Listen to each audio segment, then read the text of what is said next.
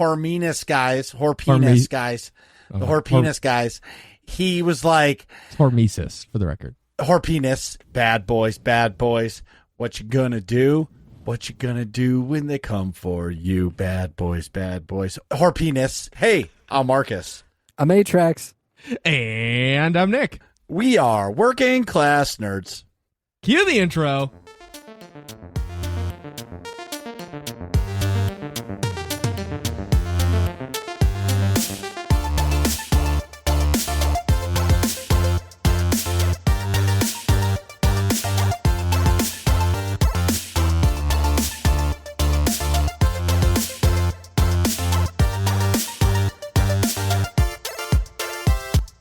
That's right, we are Working Class Nerds, the podcast that gives you no information about your favorite information. Today is Thursday, July 7th, 2023, and you can find this 205 podcast on Apple Podcasts, Buzzsprout, Google Podcasts, Stitcher, Spotify, and anywhere you can find a podcast in the galaxy far, far away. You can also find the Working Class Nerds on YouTube. Just search for the Working Class Nerds podcast or go to youtube.com/@workingclassnerds. Click on playlist, click on Working Class Nerds, and boom! All sorts of amazing Working Class Nerds content right there at your fingertips. You can watch me completely fail at video games Tuesdays, Saturdays, and Sundays at twitch.tv/MarcusB814. You can also watch me play video games every single Friday night at 9:30 p.m. Eastern Standard Time, twitch.tv/A_Atrax.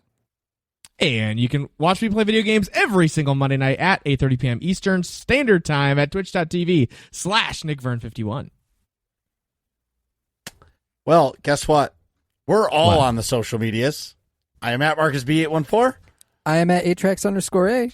And I'm at Nick Vern. That's an ACKV. And in this week's episode, we have an original member of the Nerds community. One of our very first guests on the show. A friend we've met in real life, in the flesh, breathing the same air and everything. And also, of course, an amazing human being. It's Intisar! Hello! Welcome back to the show, Intisar. Oh, it's great to be back. What have you been up to? I've been super busy. So in SWTOR, they just finished up the Galactic season, and I was all in on that. And then the PvP season ended a few weeks ago, and I was doing that. And then I'm raiding on Saturday with my progression team, and I'm also raiding on Wednesdays in the morning with SWTORista's progression team. And then nice. Every week or so, I am participating in the Galactic Championship we heard about game that. show. We heard about that with TOR is Kogas. Yeah. Sweet. That's awesome. That sounds really busy because then you have to work, right? And you have to play the real life game. Right. And I've got a lot going on there as well. My parents are moving, so I'm helping out with that. Whoa. That's Same wow. town, south, north? Up in New Hampshire, same town, smaller house, so they got a lot of stuff to get rid of. Sounds like your apartment might get your house might get an upgrade. Oh man, if I get like a new dining room table, that'll be amazing.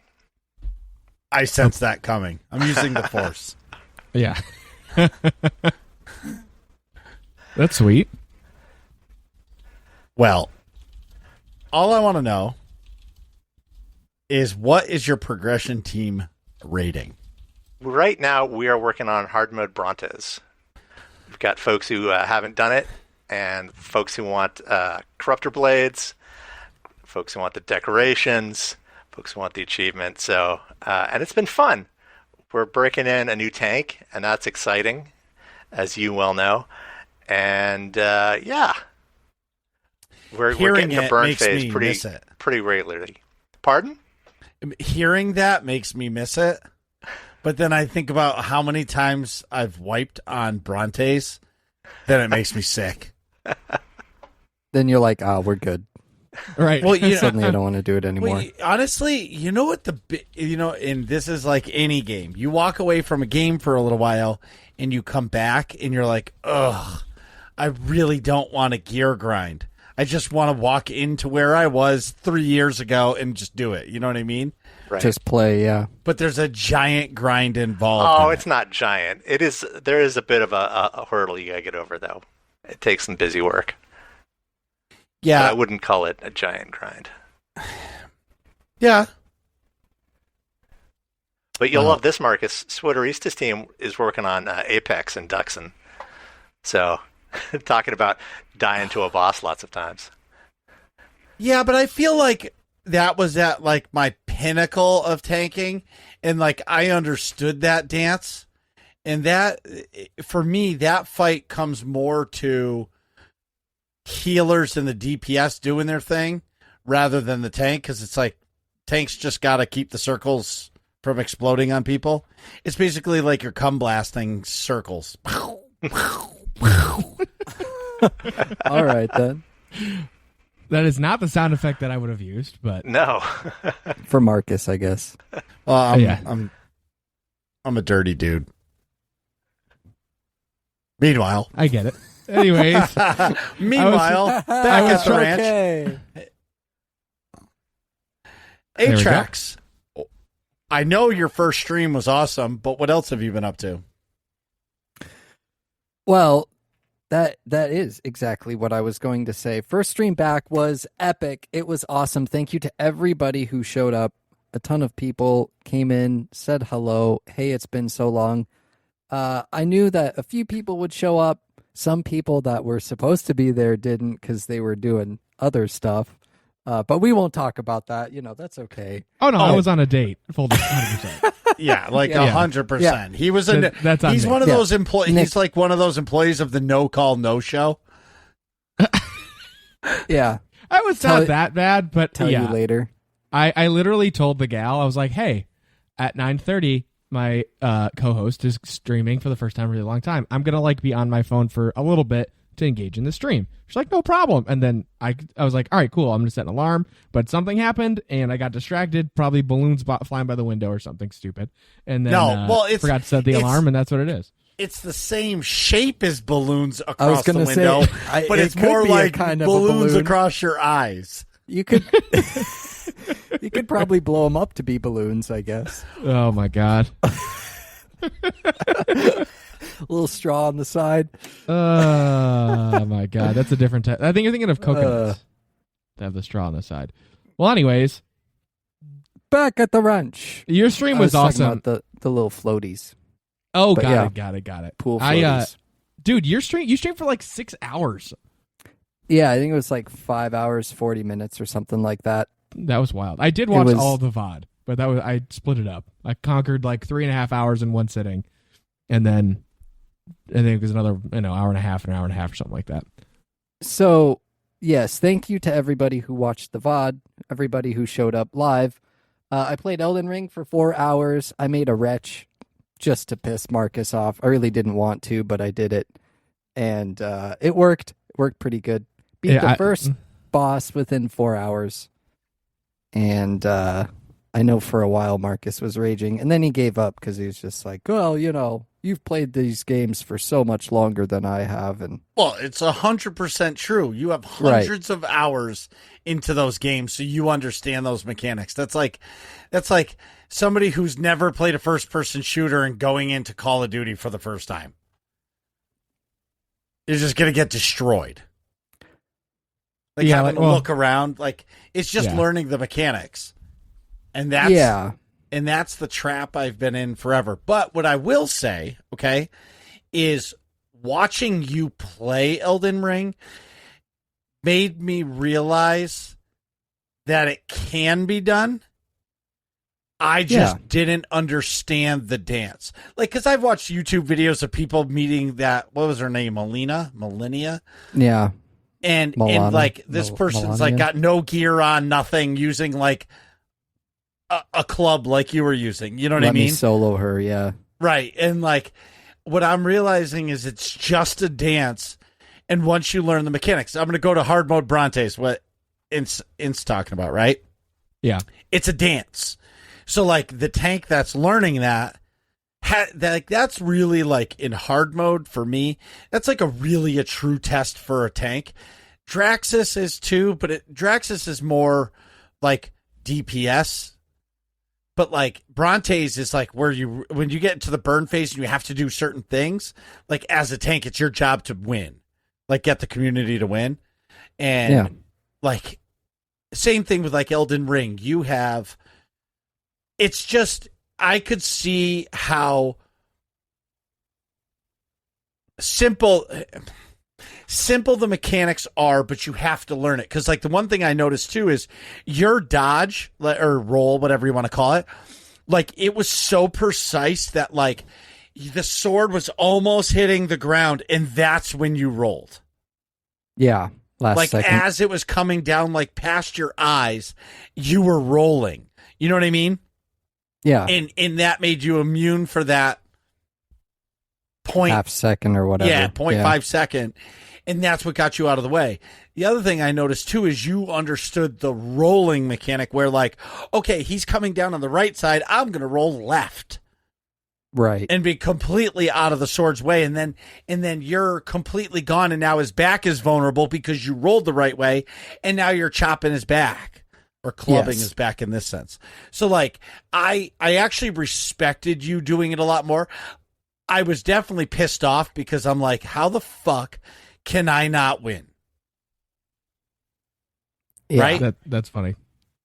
Mm-hmm. Like, I'm like, but at the same time, this is that MMO trap. When you get stuck playing one game, when you start to play another style of game that you've never played, it makes it really hard.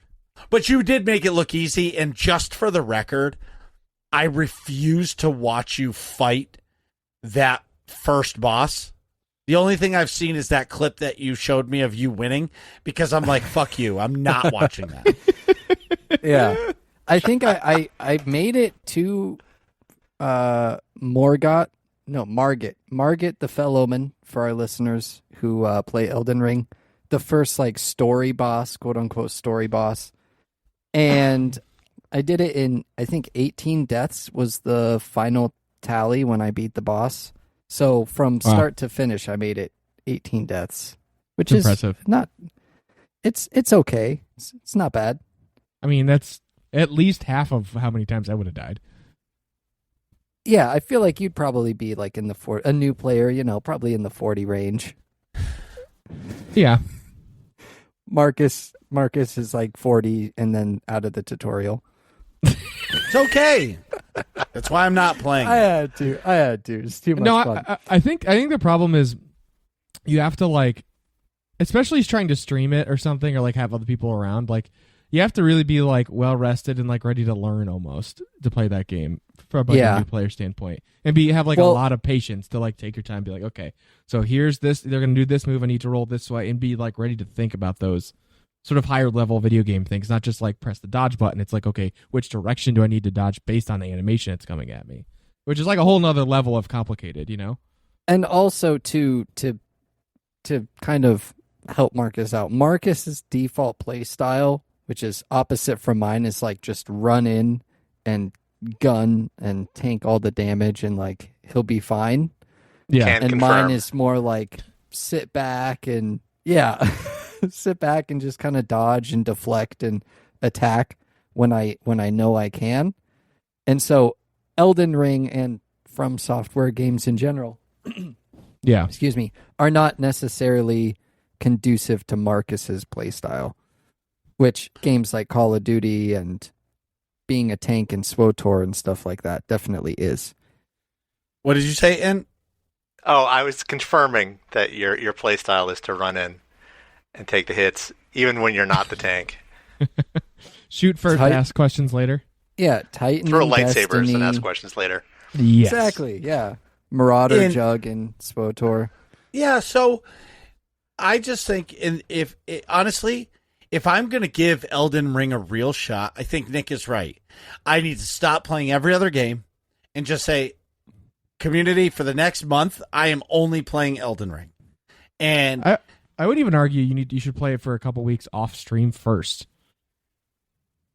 Yeah, but that takes away the fun of it. Yeah. You know what I mean?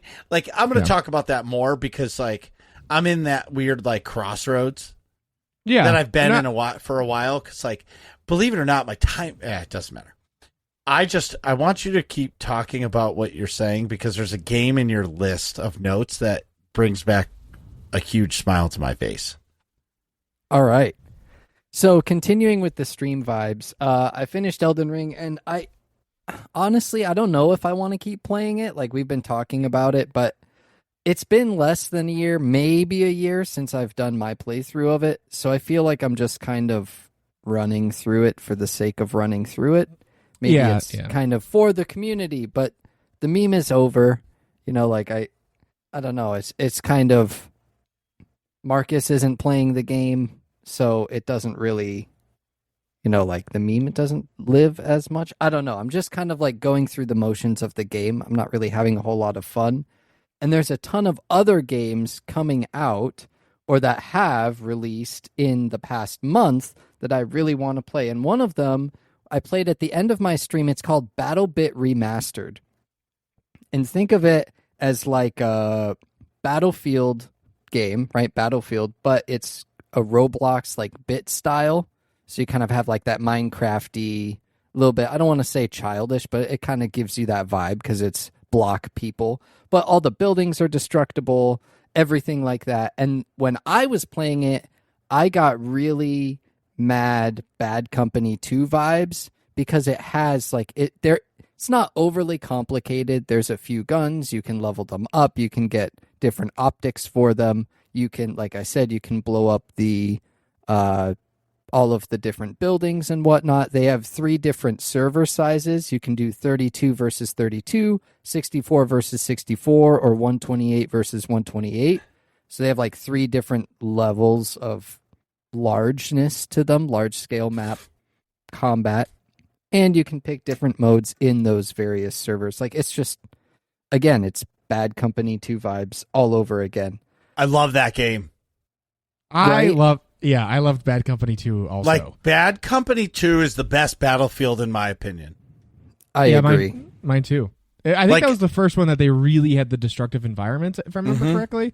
That was the big new thing. And I was like, oh my God, I can fucking shoot a building that I know 3 guys are in while I'm in the tank and the building crumbles. Yeah. Or RPG, or you shoot a rocket at the building and the building actually blows up or collapses. My goal was actually to see how much I could blow up before the animation, because it was very clear, like when the building went from standing up to destruction animation, like everything just popped into place and fell over. Yeah. So my goal was like, how many grenades, how many rockets can I hit into a building before it just like topples? You just spread them out all different corners. In the campaign was really humorous too.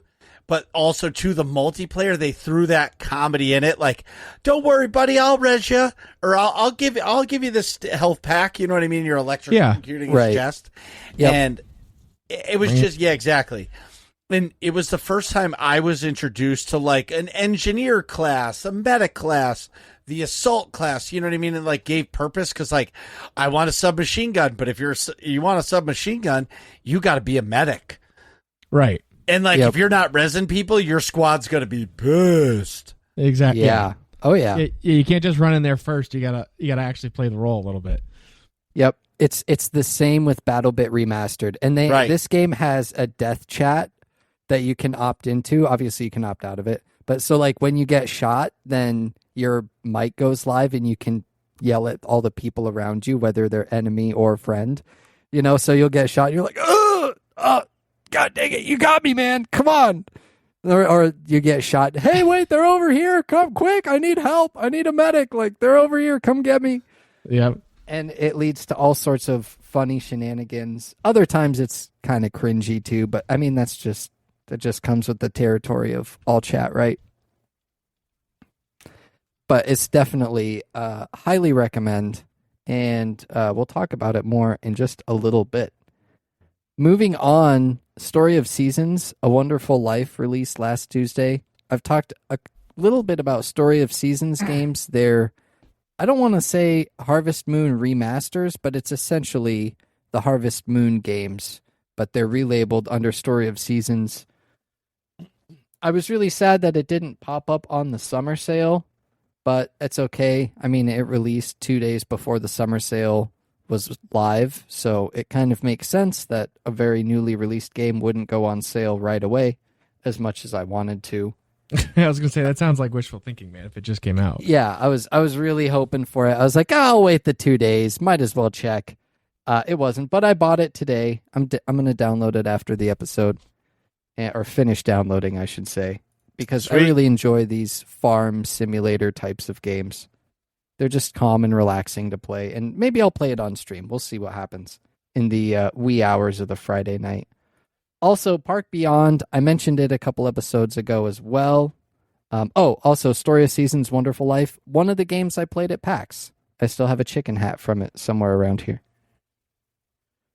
Anyway, Park Beyond, kind of a letdown, I'm not going to lie, at least for now, right off the launch. Some bugs and things were missing from the game, like a way to get park goers from the front of your park to the back of your park when you have all sorts of crazy roller coasters and stuff. Usually they'll let you, in previous games like Planet Coaster, Roller Coaster Tycoon, you could build trains and trams or monorails or little like ski bucket lifts that would carry people from one end of the park to the other.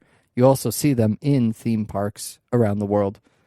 Don't have any of that. Like I said, there's been some bugs that just make the game difficult to play. One of them, like, I couldn't even finish my coaster. It wouldn't let me connect the two tracks together, which was kind of frustrating. And then just some minor terrain bugs and glitches, which it is what it is. I guess with a launch of a game like that, a sim game, there's bound to be bugs and glitches. There's an annual pass, so hopefully they'll keep the development up and they'll keep fixing these things and adding more stuff and listening to the community, but we'll see what happens. I'd still recommend it, but maybe if you can find it on sale. And finally, we get to our brand new game of the month, the second game of the month for the working class nerds. And we have a game that we just recently talked about. It's BattleBit Star Wars Hero Remastered. Republic! No. You had your opportunity before the show, Marcus.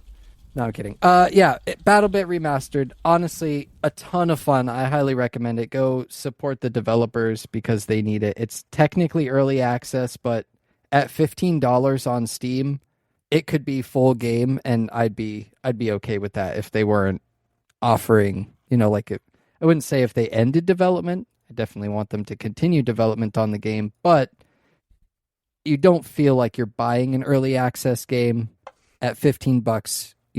It's a great Battlefield-like shooter, and we'll no doubt play it with the community and get more people involved. So go buy it. $15 on Steam. Not on sale for the summer sale, regrettably, because it also released last month. But again, $15. How can you say no? Come join the community. Come join the 8-track stream and watch some BattleBit Remastered. Hell yeah. Marcus, how you been doing, man? I am good. I have taken some much needed extracurricular time off, but I've been busy. Like, I've been spending a lot more time with the kids these past couple weeks. Like, I burned myself out, and like a couple projects are running late, but I don't even care at this point. So, I'll get them done. I'm going to be back to the ground running this weekend, but I took some much needed time for me. But at the same time, it's getting hard for me to make time for everything. Like, it's really getting tough. Like, my kids are getting older, so they're staying up later. And, like, I'm busy at night, and it's like, I don't know. I have to figure out how to divide that time. But the awesome part is summer has finally hit. Cannonballs are back, baby. And like yesterday was the first time I jumped in the pool and I didn't hate it. Like, I don't like cold at all. You know what I mean? Like, it's one thing when I take like that cold shower I take 3 times a week to try to like wake my muscles up. but it's what? That's no, just continue. That's not how that works, but it does for me. Like, it wakes me the fuck up and I feel better. well, okay, yes, it wakes you up. It does not wake your muscles up, though. It wakes makes everything up for me. Like, I makes feel like it would make your muscles tighten and your blood vessels. well, it makes my muscles tighten, but like I am alert and like it makes my muscles tighten. But when I get out, I feel like I'm thinking clearer and I feel more alert. Yeah, I all guess of that's the word. Maybe not my muscles, because like when I'm doing it, my muscles are cringing a little bit. Like, fuck you, asshole. Yeah, getting ready to shiver. Yes, but no, mentally you're super alert, super energetic, super. That's all legit. That's actually what cold does for sure. Especially, it's like really good first thing in the morning. Yeah, so I do that 3 times a week, and I might start off the shower like warm, like wash my body quick, and then jet it to cold and sit in there for 5 minutes and freeze my balls off. But then, like, and I become a woman for like 3 seconds because everything shrivels up. You know what I mean? Yeah, exactly. Yep. But at the same time, I jumped in the pool yesterday, cannonball, and like it was the first time that the pool was a nice 80, and it just felt good. You know what I'm saying? Yeah, totally. It felt fantastic. So today, showered, went in the pool. Kids are loving it. I do the big waves because I slap my arms and I'm a big dude. So like the waves are going crazy, water shooting out of the pool. It's fucking great. That's the best. Summer is my season, as I've said a million times. I say that like Nick says how his Darth Bane story on the show. Yep. And I'm super duper excited that summer's finally here. It's never long enough, but I'm happy it's here. So I'm in that crossroads that I've been talking about for a while. And I think for me, what I'm going to have to do is I'm going to have to decide in the coming months of a plan of how I'm going to play video games. And I wanted to just rap with you guys about it. Because realistically, I'm guaranteed to be able to play video games Tuesdays, Saturdays, and Sundays. Yeah. If I can play on Monday, that's a bonus. I say all the time on Friday night, like, I'm going to game. But 90% of the time when I say I'm going to play video games on Friday night, I pass the fuck out at 8:30. Because I'm just tired. Yeah, of course. Which is understandable. Long week. Totally. Yeah, of course. It's double long week, plus then I got the weekend coming, which is more long days. Right. So I have to make a decision that, like, either I get rid of my Sunday night raid team, which I do enjoy in Destiny, to be able to just play regular Destiny content, or I cut out Saturday night. Because the problem is I really like Guild Wars 2. Because I've never, like, it feels like vanilla SWTOR for me. Like going into SWTOR for the first time, not knowing anything about the game. You don't know about the bugs. You think the game, it's all sunshines and rainbows. Right. Yeah, because you haven't, like, you're not jaded yet, you know? And Right, quite and that's a literally, too, great way to because say the it. game looks really good. Well, honestly, like, I think the game looks just as good as Final Fantasy XIV and SWTOR. It's an MMO, right? I think World of Warcraft looks like dog shit because it's not my style of like Animation cartoon and stuff. animation. That's way Right. Yeah. But like I said, I really want to soak my teeth into it because, like, you guys have all played SWTOR. Nick, when you're doing like the Darth Barris quests, you know what I mean? And like you're going around Korriban killing the core slugs, and like it's such a like cool feeling. Or you're in, like, the Atrax, city area. Right. Or Atrax, you're doing whatever class you did, or in whatever. What was your original class? Both of you. Sage.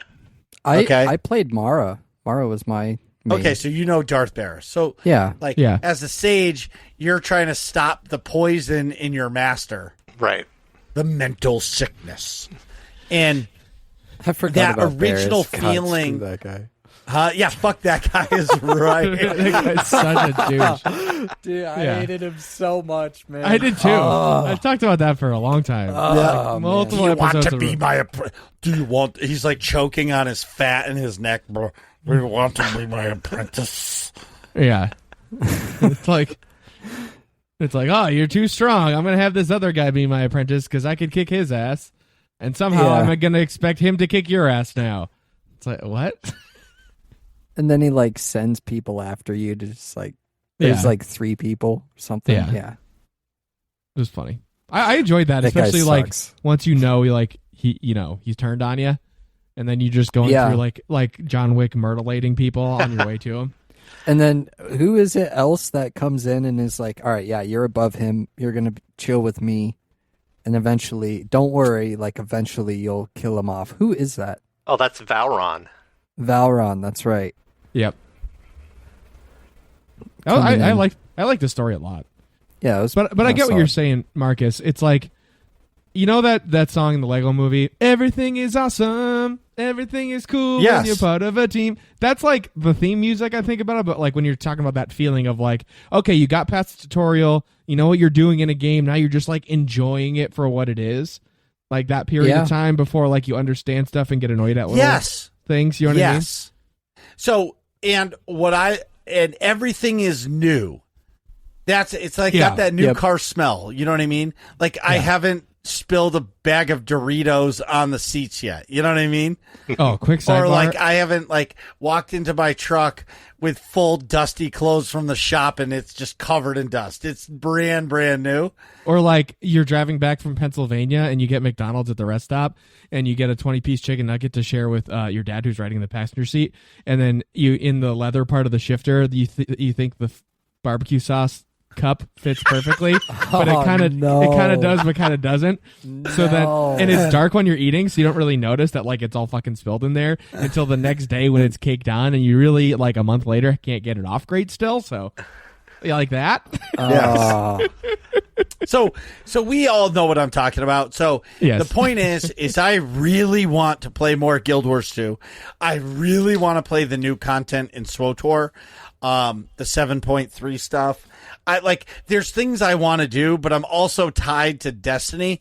So I have to decide, like, it's a hard decision because now, like when you're raiding in SWTOR, I have 5 other people that rely on me to show up on Sunday nights to raid with them in Destiny. And if I quit that team, then I know the team is going to be done. And now 5 people aren't going to have a raiding team. So Right. the options for me are I stop going to Wednesday night guides night to make more time for me and my fam, which kind of would suck asshole, and I don't want to do that. Yeah. I quit the podcast, which that's not going to happen. I'm just saying. And then there's Mondays and Fridays that are open, free days, and Fridays are pretty much a wash because I'm tired. Mondays, like, I like playing video games, but I fucking love being in Nick's stream trolling him the entire time. Because It's true. like, it's the only time I actually get to, like, watch Nick play video games or play video games with Nick, even though I'm not actually playing them with him. Right. You know what I mean? Good. Well, Especially yeah, if but Yeah, because like he'll play Call of Duty instead of CS:GO or something. right. Say, oh yeah, I'll be in the lobby. Yeah, I'll be Yeah, there. no problem. I'll problem. I'll hit you up when I get home. No problem. All right, so I need more time, you guys, and Yeah. I don't have it. But, all right, this is a challenge for the community. I need people to put in the Discord, maybe under stream suggestions, on some new merch ideas. I've been working through a couple ideas for the merch. I'm actually going to be making like the T-shirt that Are we has gonna the get a pineapple chicken on it. emote? Anyway, yeah, That's like what the community's gonna say. Chicken Well- and waffles, bro. that's a really like if we put the chicken and waffle on the shirt, Yeah. that would probably be good. I really need some merch ideas, everybody. So because we really want to push the merch this year and like put more effort into it because a bunch of the stuff that was awesome on there, like the all black mug, is discontinued. I want to redesign a new mug. We're going to get some 8-track stuff on there. You know, I figure we'll be able to get a working class nerds thong. Get the fuck out of here. Nah. I didn't know if you had it open or not, but it flashed on my phone.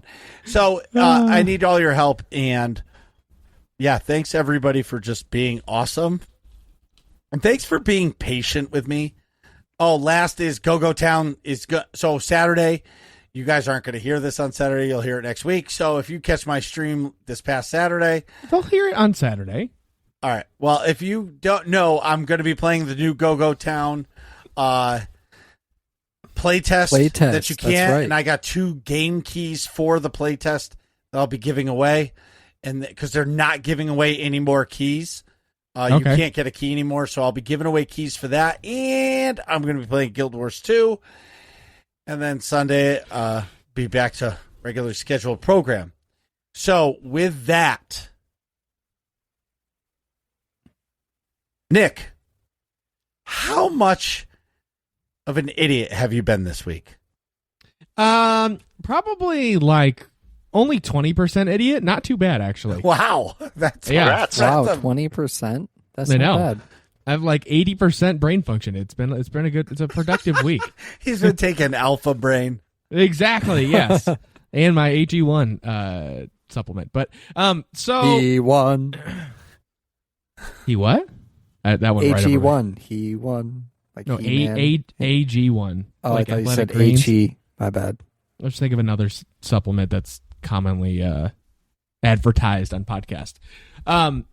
So this Sunday, actually both days, this paintball company Hormesis, run by like essentially the Michael Jordan of paintball, Oliver Lang, who retired and then came back for one tournament and won that tournament, World Cup last year, and won that tournament, like his first tournament back, and then now to stop playing again. But he so made this company, and now they did like these custom exclusive headbands that are all natural materials, blah blah blah, and then limited run, so like lots of hype around this company's merch. And they put on this series. Typically, paintball is a team sport. It's at least 5v5 is the competitive way. But if you go play in the woods recreationally, it's 20, 30, 40 people on a team. So this tournament series put on by Hormesis is called The Duel. And what they do is they're going to 8 different regions. They came to Boston this past weekend. And beforehand, they invite the highest ranked players in that area based on their paintball ranking, what makes you a Division 2, 3, 4, whatever, semi-pro player. And they invited them to come play, be in a 1v1 tournament. And there's 16 slots. So I actually got invited originally, but it was before I went to Philly, and I didn't feel like spending the $100 to like reserve my spot because I was about to spend a bunch of money in Philly, and I didn't think it'd be that fun until like the week of, and I was like, this looks really fun. Let me see if I can sign up still.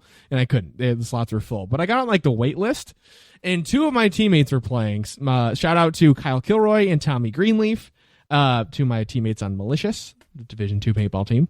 Sponsored by the Working Class Nerds. Sponsored by the Working Class Nerds is right. So I was going to go support them anyways. So I got there early, and turns out one of the people did not show up.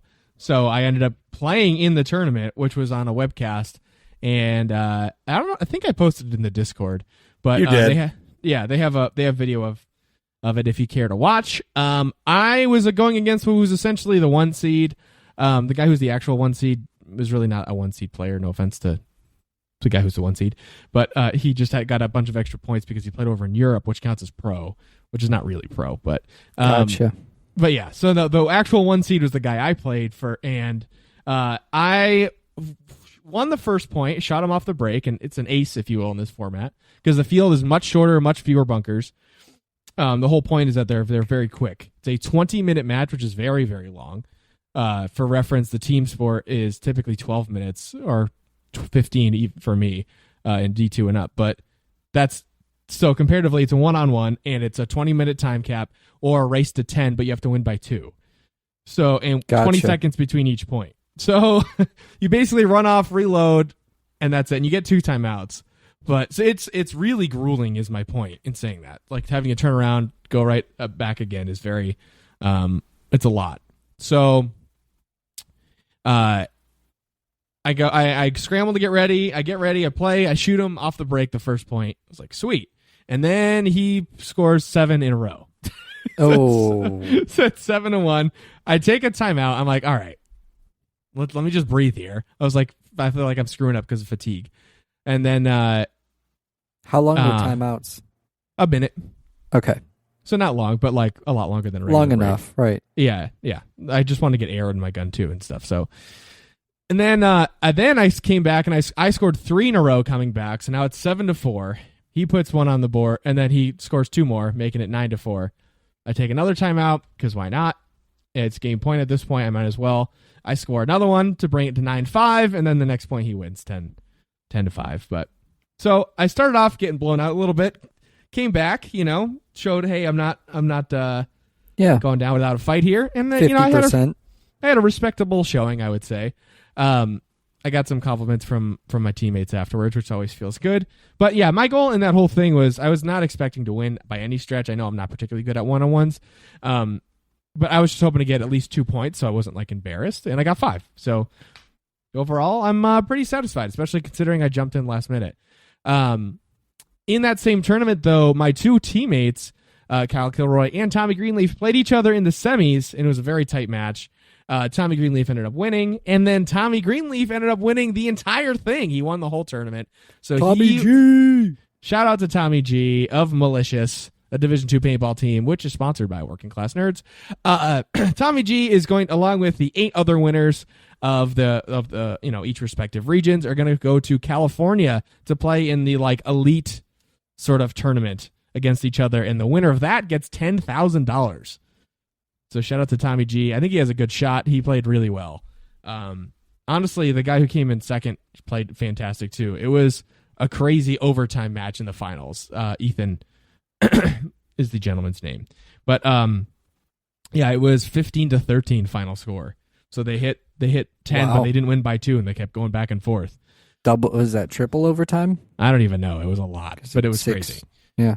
Yeah. Can I circle back to your spiel? Yeah. So what Nick isn't telling you is that he walked out onto the field that he was not supposed to be on. And what I mean by that is, like, I don't want to say he was outclassed, but that's not the point. I was, for sure. No. But, like, your teammates were in it. So, like, standings-wise, you were you were in the mix. But, like, the players in this were, like, top-tier semi-pro players. Like, these guys they're Division 1. Like, the aura around the semi-pro versus Division 2. You know what I mean? Like, that jump is great, but, like, Nick... Yeah, the guy I played is a very good semi-pro player. Right. Reference. Nick plays best when he's angry, and you could see the difference in player when he came back from his timeout. Like, all right, fuck this guy. I'm coming back on the board. And I would say the funniest part of the whole webcast was when Nick, like, the announcers were like, they were saying his last name and they were completely screwing it up. And one of the Horpenis guys, he was like, it's Hormesis, for the record. Horpenis, and that's what I said. And he said, he's like, hold on, he texted me, he's like, he spelt it out phonetically for me. And he's like, oh, but we can just call him Vern. And they were silent for a minute, and they're like, okay, so Verna, and he's like going, and just right back. Like, he read that, call him Vern, but they didn't even care at that point. They were just all right, moving on. Went back to Vernadakis. Yeah, they start out with Vernadicus, which is pretty funny. Yeah. And they were like, oh, Vernadicus. And then he was like, oh, I think you got it. I think it's that. And then he's like, wait a minute, I have a text. Yeah, so it was really good. It was really good. Good job, Nick. Like, no bullshit. Like, good job, dude. Thanks, man. I appreciate like coming out, like Nick didn't even understand the rules. He stepped out of bounds. He didn't like smash the button when he won a point. Like he didn't even know the rules to the tournament, but yet he went in and did it. You know what I'm saying? Yeah. And at the end of the day, their tournament, they may not have had somebody that was willing to step up for it, and it would have fucked up the tournament. Yeah. You know what I mean? So like Nick saved the tournament. So anyway, sorry, Nick.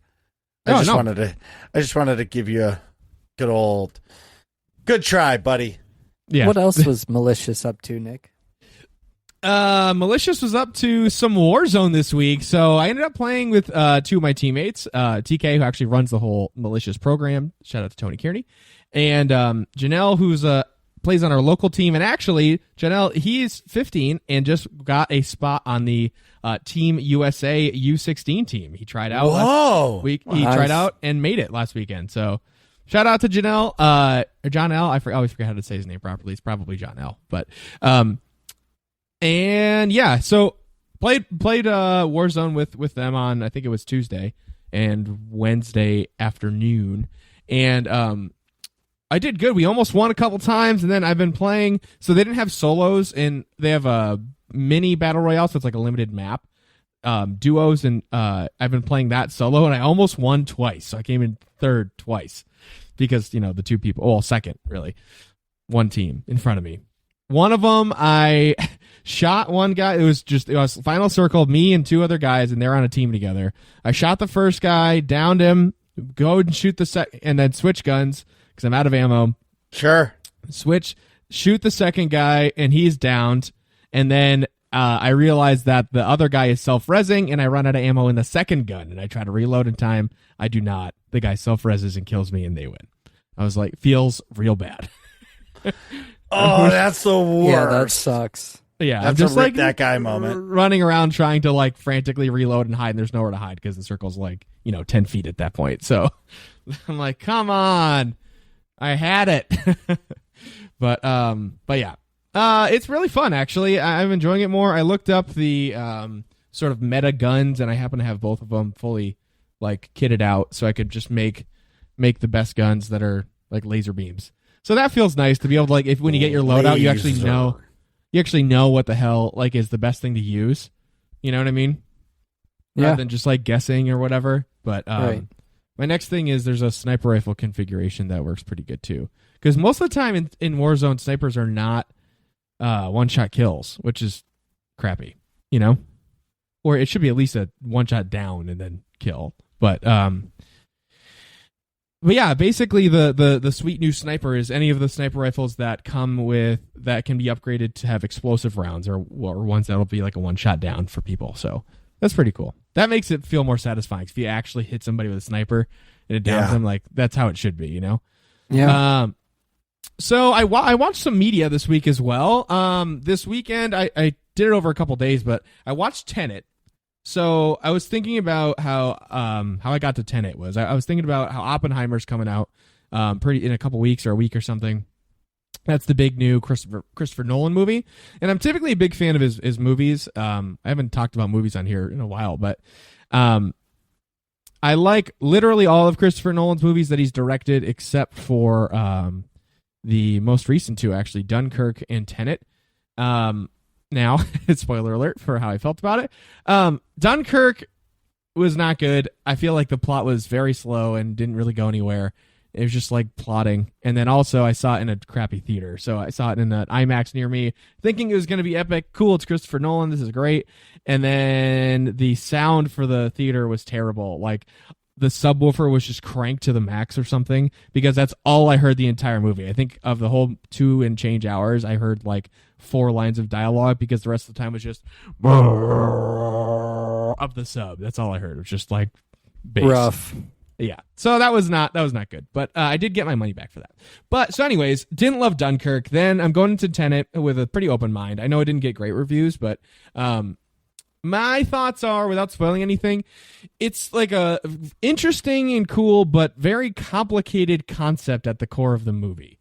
And honestly, I thought like through 3/4 of the movie, I was like, wow, this protagonist just like is not, I don't care about him. There's no character development, something that I harp on a lot, especially when I was talking about Bad Batch season 1, where there was no character development. This protagonist is just like flat, like no backstory, you don't care about him at all. And then like at the very end of the movie, there's a big twist, of course. And then through the twist, you get much more interested in the things that happened previously. But like, I saw the twist coming from like a mile away. Like when I saw the setups ahead of time, I was like, oh, it's going to be a thing at the end that this happened. So like that took away from it too. It just didn't feel as satisfying as it should have been. Like I got actually duped in watching like 7, like the twist at the end of 7. I was like, oh shit. Or the twist that Saw. The original twist was... That's a good twist. Yeah, that twist was crazy. I did not see that coming. Like, so like there's other movies where you're like, oh shit, that was really cool. The first Now You See Me movie was also kind of like that. Or speaking of magicians, The Prestige, another Christopher Nolan movie. Fantastic twist. One. Actually, there's a couple twists in that. It's like you think it's going one way and it goes another way, and then you think this other thing's happening and it's not, and then it flips it. Go watch The Prestige. That's a fucking awesome movie. But yeah. So anyways, I'd give Tenet like a 6 out of 10. Not the best work. Secret Invasion. Go ahead. I want to really quick, while we're on this subject, the only game that in my mind that has an ending like that is Soma. Soma. Soma. It's like a horror adventure. It's kind of like Amnesia. Yeah. It takes place deep underwater. It's a relatively short game. I remember I beat it in about 7 hours, but in my mind, that game has one of the best stories and one of the best endings. I wouldn't say it's like a super twist ending because, like you said, if you pay attention, you can kind of guess, but the ending is still like the whole story leads into it really, really well. It's just, in my mind, one of the best stories and endings to a game. That's how I felt about Heavy Rain. Yeah, PlayStation 3 game. Yeah. You know what? I just thought of another game, 2 games really, that have great twists. The original BioShock game.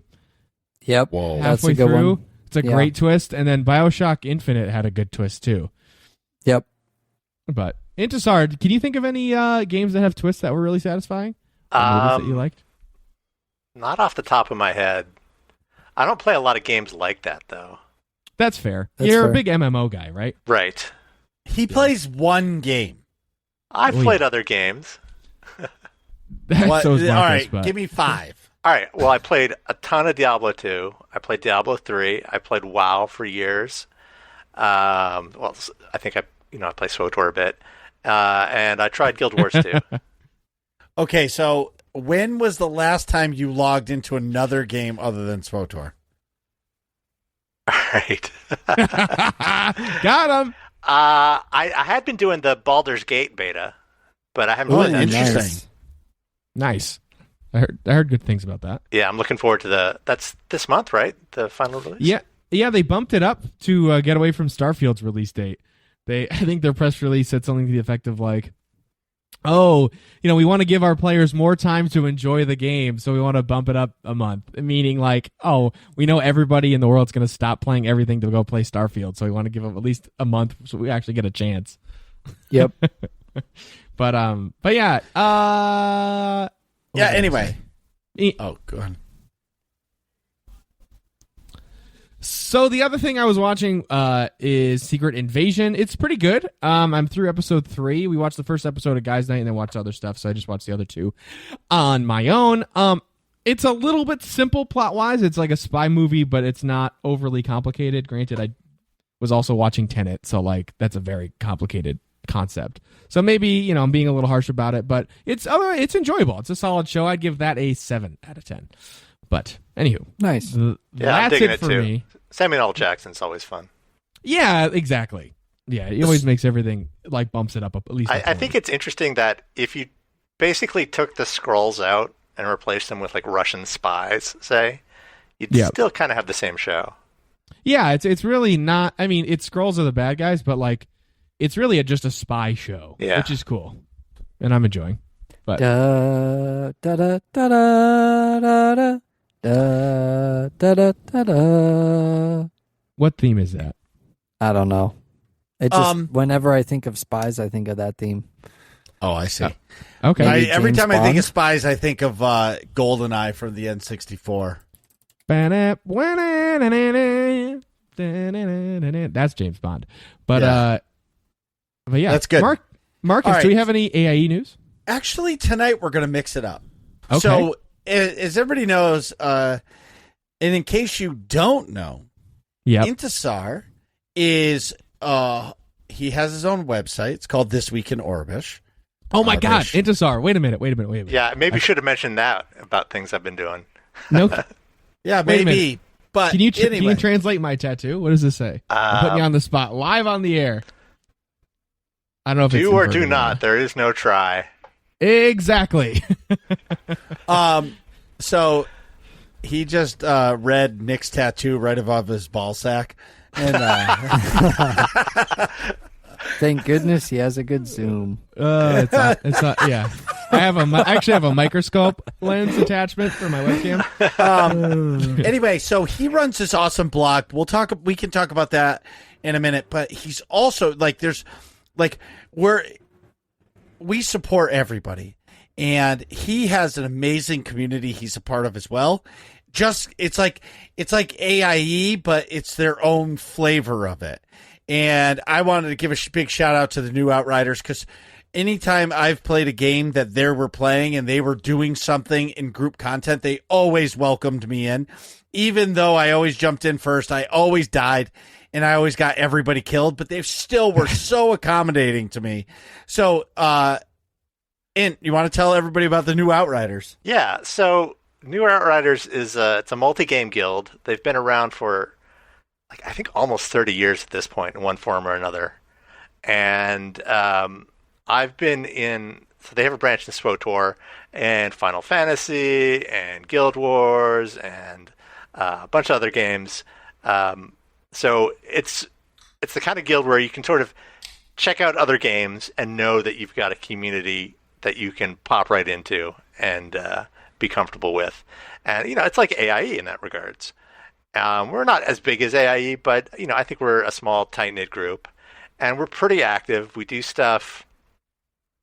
We do, Galactic Season stuff on Thursday. We do Conquest stuff on Sunday. And like I said earlier, we've got a progression team that goes on Saturday.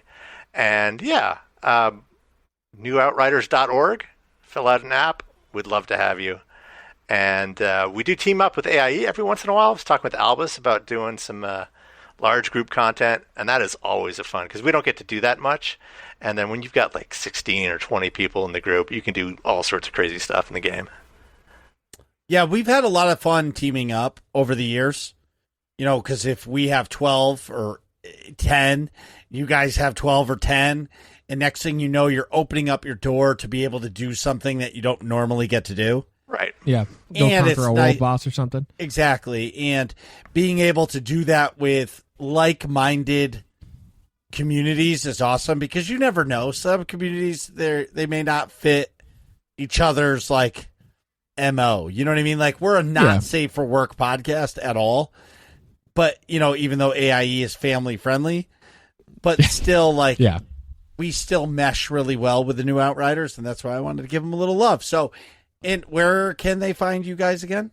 newoutriders.org. I love that. So everybody, we all know Nick has to pee, so we will be right back. My God, what is taking him so goddamn long? Nick, hurry up, man. It's all that beer you're drinking. Come on, bro. Bros before hoes, man. Get off Snapchat. And we're back. So today we're talking with Intisar about all of the changes in Star Wars: The Old Republic. Star Wars changes. Yes, lots of changes, including a new company that controls the development of the game. Yeah, Yes. let's get into this, because I've been dying to talk to somebody that's a somebody that's a somebody. Right. I don't know if I'm a somebody, but I'm a someone. All right, so for anybody that doesn't know, there was a rumor about a month ago that Star Wars The Old Republic was being sold creatively to another company. And they labeled it Broadsword Games, which handles Ultima Online and Dark Ages of Camelot, which are two older MMO games.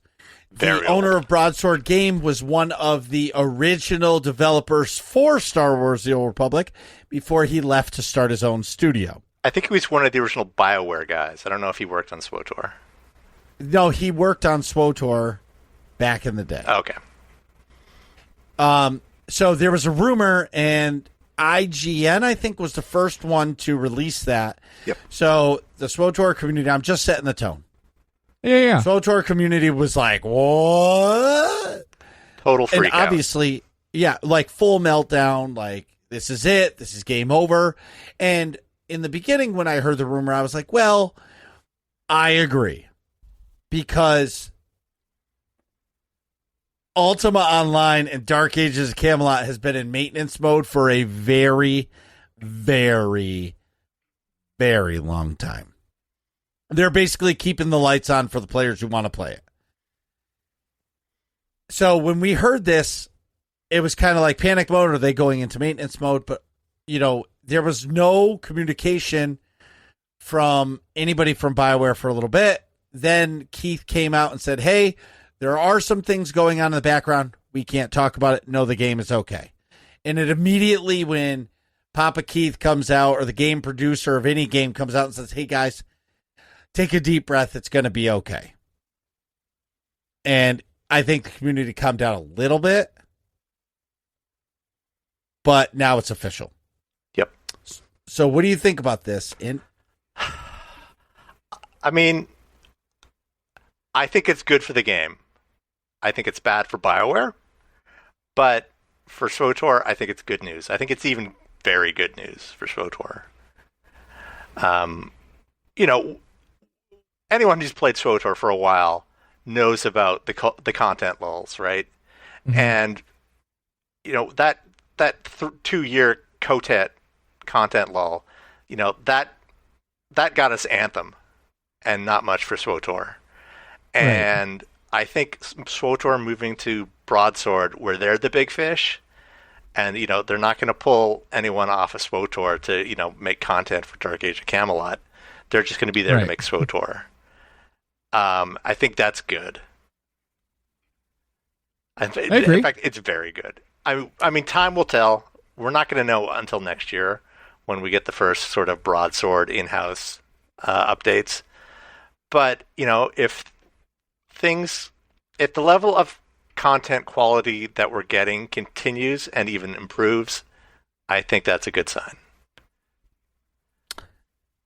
I agree with you that we're not going to know what Broadsword's going to do with the game for a year. So I think the BioWare crew coming over to Broadsword, they already had the rest of this year and maybe early next year already planned, and development already started. Right. But I do agree with you that they're going to be the big fish. And the reason why I say that is I'm sure Broadsword had to pay for the game. Like, I'm sure EA just didn't give them the game for free and said, here you go, guys. Oh, yeah. We'll just EA take is doing the publishing. They're still getting a big piece of it, right? Right. But Broadsword definitely paid for something. Yes. Right? Yeah. And in any company, you're not going to pay for something and then throw it into maintenance mode. Exactly. And you're not going to pull over, like Max did the research on this. Like, the vast majority of the SWTOR team is going over to Broadsword. You don't do that for a game that's going into maintenance mode. True. Yes. Yeah. Yes. I'm a cynic when it comes to this, but they could also say, yeah, we're going to keep all these people, and they keep them in their contract says we got to keep them for 6 months. 6 months later, they lay them all off. Right? Like, it could be a contractual thing. Right. At the same time. That's not the sense I'm getting, though. I mean, I'm reading between the lines of what folks are posting on social media. Right. Well, I agree with you. I'm just saying that there could be darker sides, but right now, I agree with you that, like, hey, it's going to take them 6 months to learn how to make SWTOR on an old engine and all that. But at the same time, this is an MMO company. Right. Where SWTOR with BioWare was the only MMO. They're going to go into this place going, this is the way we've been doing it. And you never know, like, we're going to call him Johnny. Johnny that works on Dark Age of Camelot might say, oh, I've already made a shortcut to do this. This makes it 100 times faster. Here you go. And they do that. I hope if they can have enough content to put out one big release a year, that would be a win for myself for the game. I think, well, I mean, it depends what you mean by content, right? I think for most players, the only content that matters is story. That's what I'm talking about. So I think we're going to get 2 big story updates a year. I mean, that's what we've got this year, right? We had Runic and now Old Wounds. And although we're going to get something else at the end of the year. So, 3 story updates in a year. That's good for SWTOR. And then the season stuff, they can just plug that in and, it runs by itself. I don't know if that's really content. That's stuff to do, but I don't know if I call that content. Atrax, in CSGO, is there seasons? No. There are things called operations, which it's not really seasons. It's more of just they'll release a certain case. It's more centered around cases. That's kind of how they generate their money, is through cases.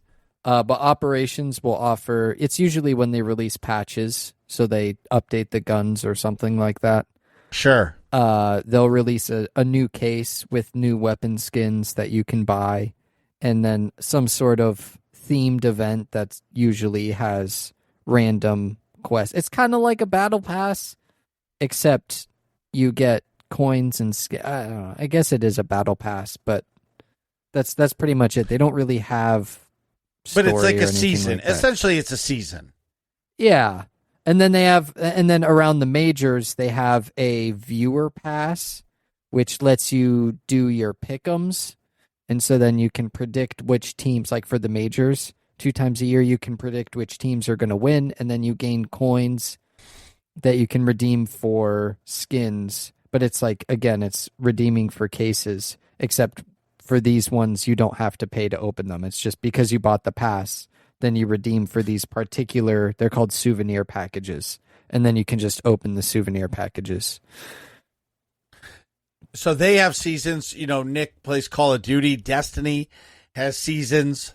Yeah. Destiny seasons, they do 4 a year. And one of them comes out with their expansion because they do an expansion a year. But they're all story and event or quest. You know what I mean? Like something to do for that season. Yep. A special game mode where SWTOR, their seasons just consist of playing the game, and they're not really putting anything new to do for it. You know what I mean? Yeah. It's like recycling the content. The rewards are new, but yeah, the content is old. Right. I'm not a season guy, as everybody knows. Like, I play the game the way I want to play the game. I'm not gonna play 5 PvP matches because it's gonna gain me a season rank level. Right. Right. I mean, personally, I would not, you're right. I would not like that if I had to play a certain game mode to advance the season stuff. But because of the way the battle pass works for Call of Duty, I like it because I can do whatever I want and still progress it. Yeah. Or at least have multiple options. Like, okay, right. If you want to play this game mode, then go for this objective. Or if you want to play this game mode, then go for this objective. And you can unlock everything by playing whatever game mode you want. You just have to go for certain, like certain challenges, if you will. I don't mind that. Agreed. But yeah, when it's like you have to play kill confirmed on shipment, like screw off. Atrax's favorite game mode, kill confirmed. SWTOR is pretty flexible now with like how you can advance through the season. Like you don't have to do Starfighter if you don't want to. You don't have Right. to PvP if you don't want to. That's Well, nice. that's a nice feature. Do you think SWTOR should be free to play?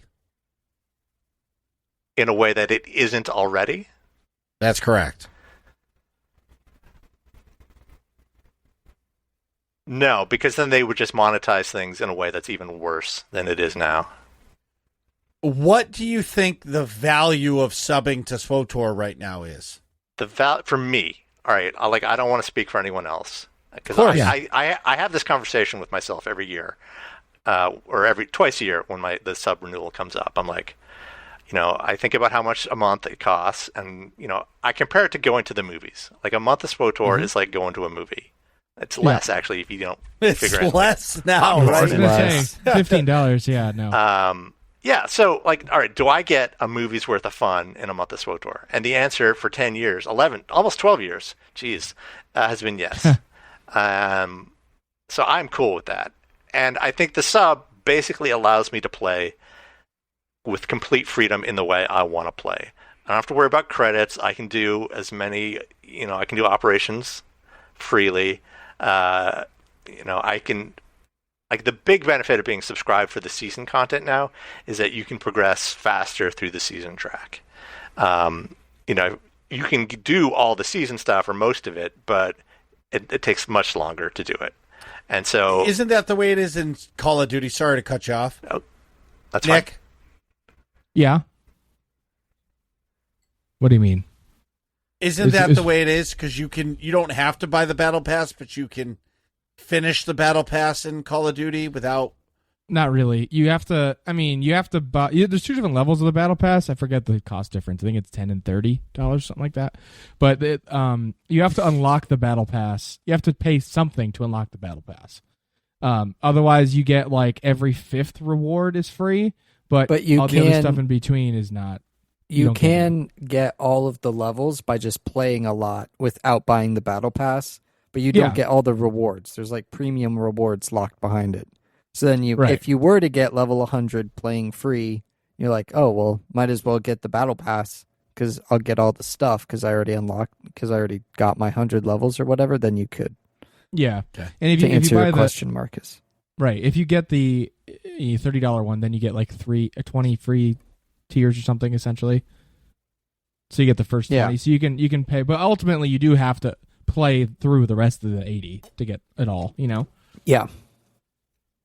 Sorry to cut you off, buddy. No worries. It's what I do. Can confirm. Yep. So you mentioned. So the reason why I ask it, I understand completely about the. The $15 a month allows you to be in. Like it's the amount of fun, but I'm going to break it down like this. So you're a player, not you. You're a player who wants to play SWTOR, and you're like, okay, what do I get for the sub? And for me, where I think it should be free to play, like across the board, like I don't give a shit if they charge $40 for a skin anymore, because like most games do that anyway. Yeah. The reason why I'm saying is because now you can play PvP completely free. Yes. Unlimited. And me, I like to raid, and I hate that it's a $15 a month. And mind you, I'm still subbed, and I still pay my own sub. I think it's bullshit that I have to pay $15 a month to raid when people like Chimeri don't have to sub. And I'm not saying he's not subbed because he is. But a guy like Chimeri, who's a PvP player, or Kogus, don't have to sub to the game, and they can play as much PvP as they want.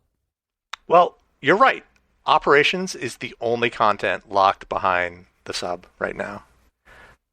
And like even story, you can subscribe for the first month of an expansion and get access to all subsequent story content that comes out during that expansion. So if you were subbed last year, you can do Runic, you can do Old Wounds, you can go run around the new Voss area and still not have to pony up for that. But if you want to go, go to Eternity Vault, you got to pay $15. I know they used to have the sub passes or the ops passes. I've got a couple in my bank still, but they got rid of them, and I guess they think about bringing them back sometimes, but nothing's come of it. And I don't think they are going to. I think they're like, all right, Raiders are whales. They'll pay. Yeah. Well, right. Do you think at Broadsword, and sorry guys, I'm just berating him with all the questions. No, go ahead. I don't even know what to ask, so. Yeah, the SWTOR guy. My thing is, do you think Broadsword's going to make it free to play? No, because subs is where the money is. I hear people say, "Oh, it's the cartel market."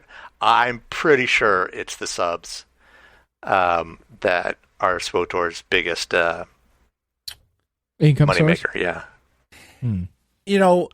And I agree, and I'm just challenging all these questions because it's been on my mind, and I haven't been able to talk with somebody about this stuff that's been on my mind for a while. Well, the move is a great opportunity for them to do this. Yes, I agree, and that's my point, because at the end of the day, EA owns the publishing, but correct me if I'm wrong, they still have to pay a licensing fee to Lucasfilm. Oh, yeah. And I've always thought that all the sub money pays the licensing fee, because that's got to be a big number. Oh, sure. Yeah, Star Wars big. licenses are not cheap. And it's probably way more now than it was when the game first came out. Yeah, sure. As it's because when SWTOR started, they weren't new Star Wars movies coming out. There was Clone Wars was the only ongoing Star Wars thing. Right, but that doesn't, Right. Yeah. And Star Wars is the only online Star Wars: The Old Republic is the only online Star Wars game right now. There's Galaxy of Heroes. Isn't that like the mobile game? But yeah, that doesn't count. Right. That's a mobile game. Come on. You're not, yeah. That's like, like I can understand if you're taking a poop and you play Galaxy of Heroes. You know what I mean? Like for that 5 minutes. Like I remember playing with what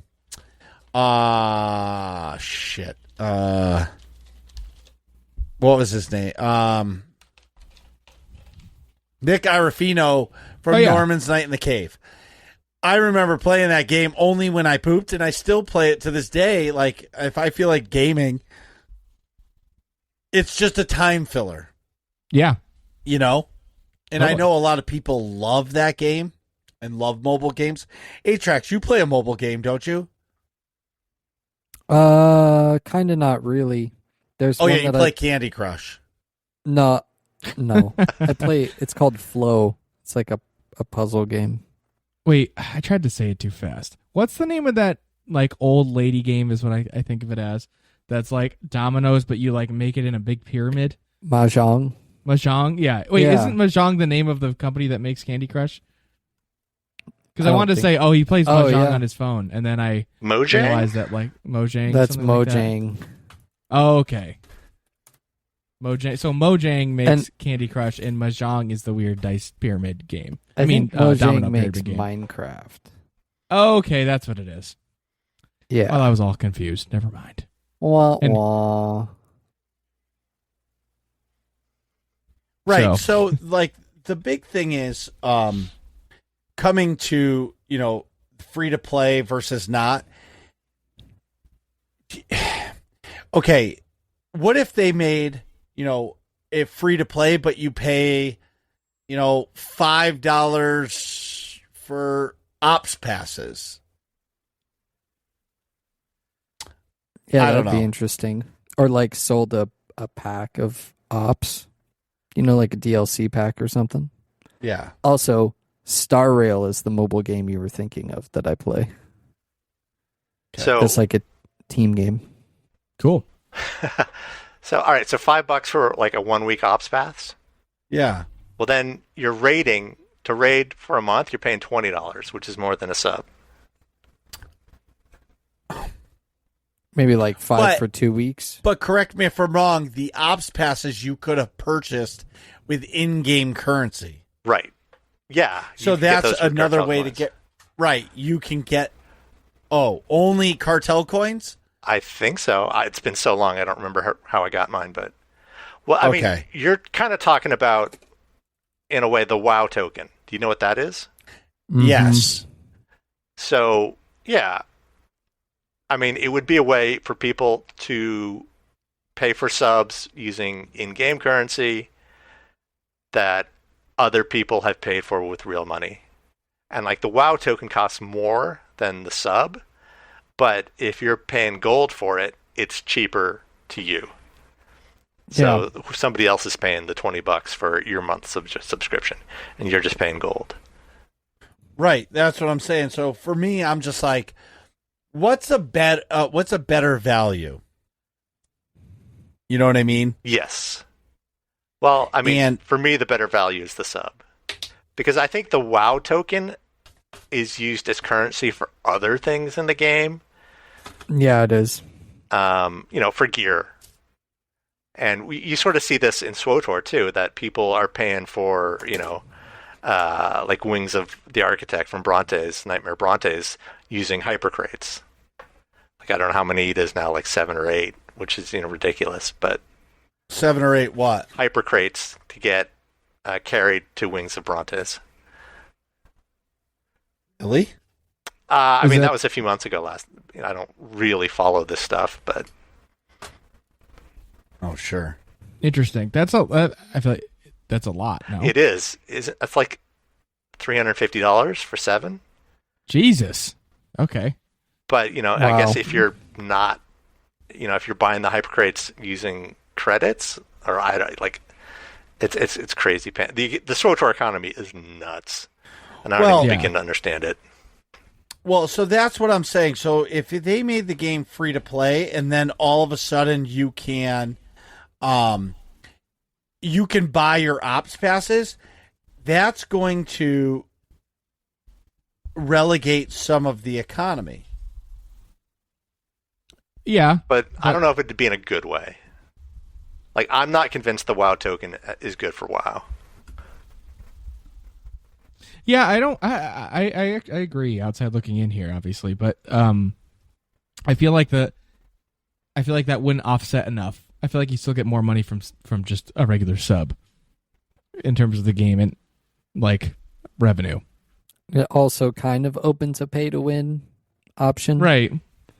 Because you can just buy a bunch of WoW tokens, convert them to gold, and then buy whatever you want on the market. Right, and that's rampant in WoW.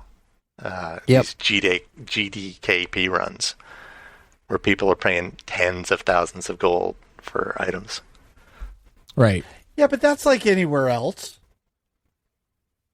Yeah, but the WoW token is basically Blizzard's endorsing that behavior.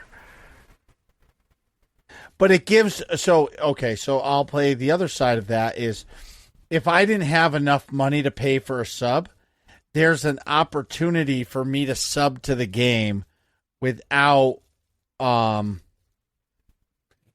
paying. You have to first have a sub to play.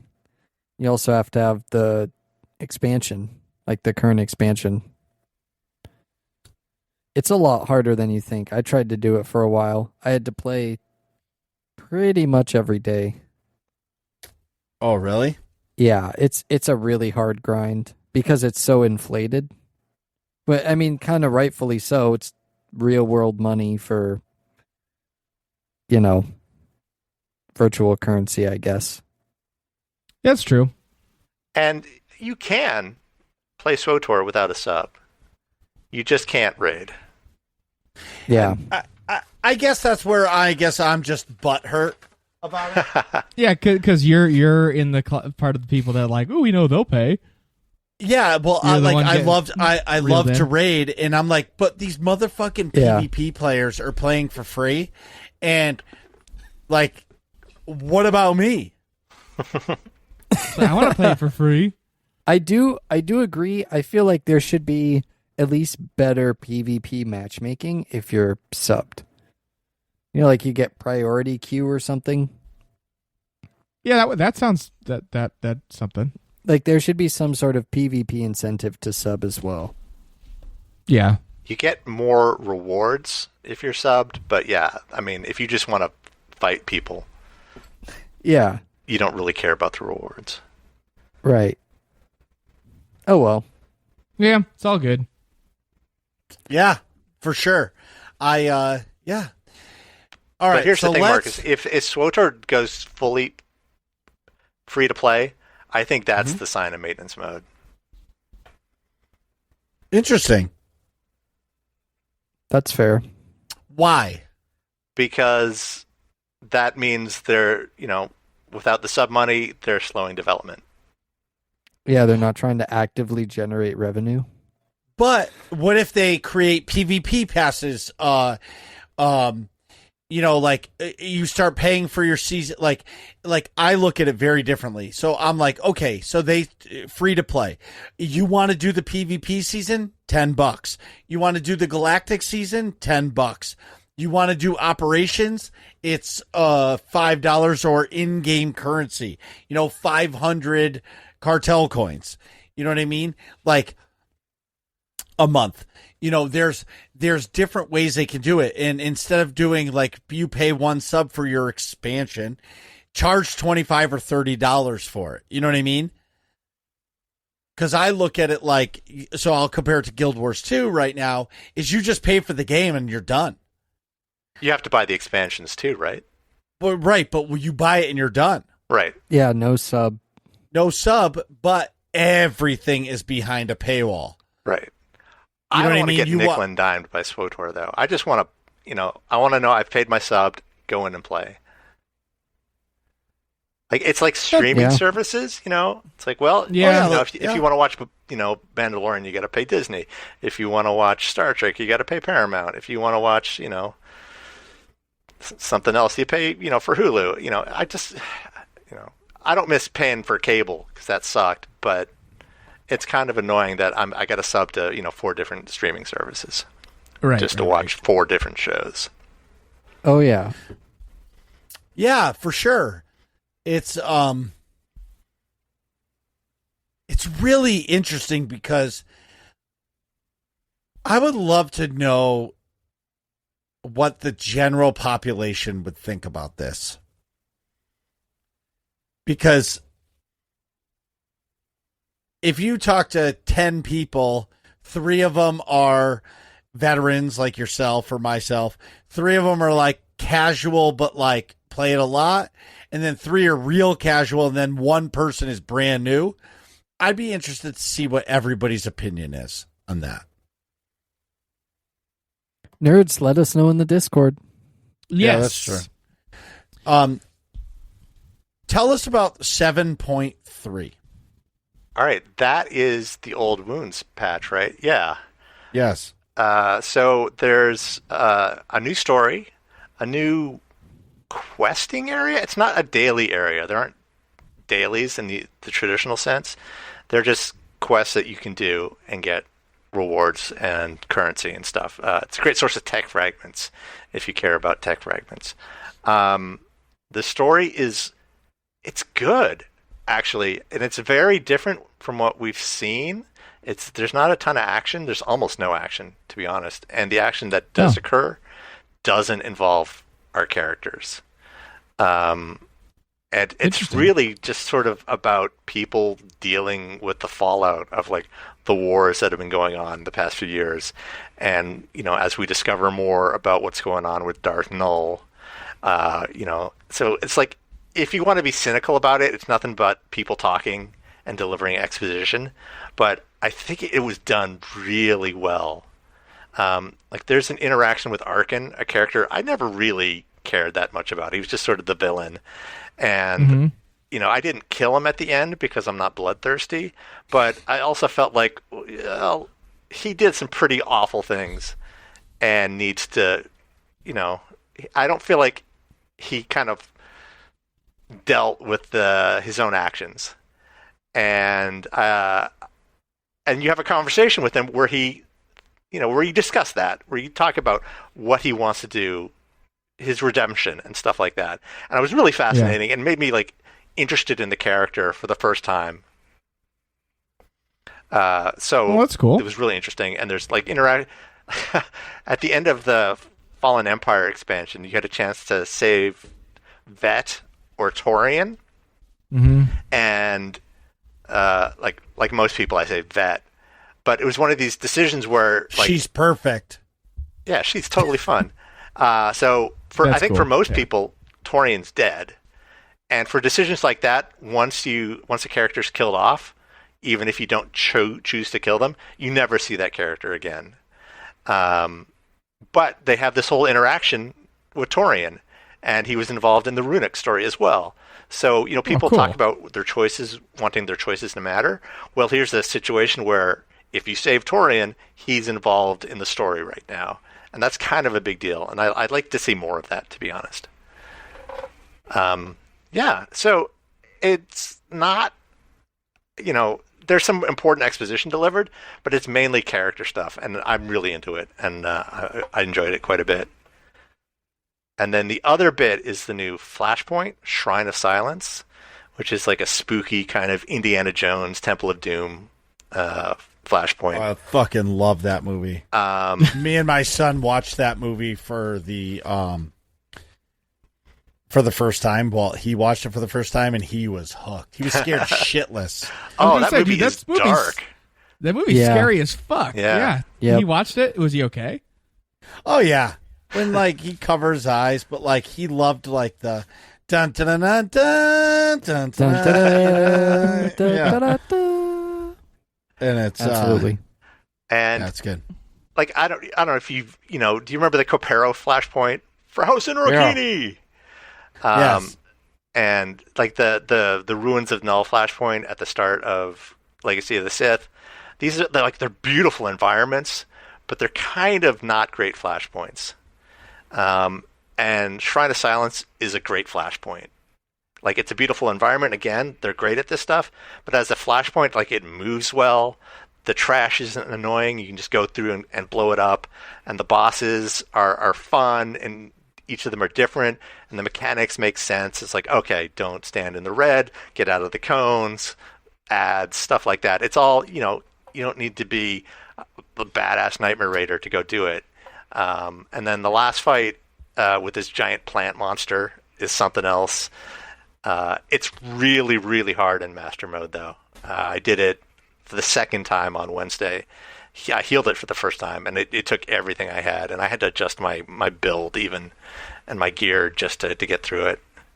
And so it may be a bit too much for most people, but I really enjoyed the challenge. So it's a really good flashpoint. And so everybody knows, Int is probably the best healer in the game. No. Cat's the best healer in the game, I think. But yeah, I had a really good time with it. There's like fun cosmetic rewards to earn, decorations. I love decorations. There's some unique armor sets. It's all good. Like, I've been running it myself for fun. I almost never do that with the new flashpoints. Cool. Nice. Marcus?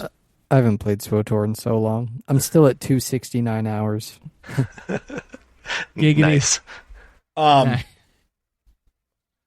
In case people have forgotten, who's your favorite Star Wars character? Or has it changed since the last time you were on the show? Ooh.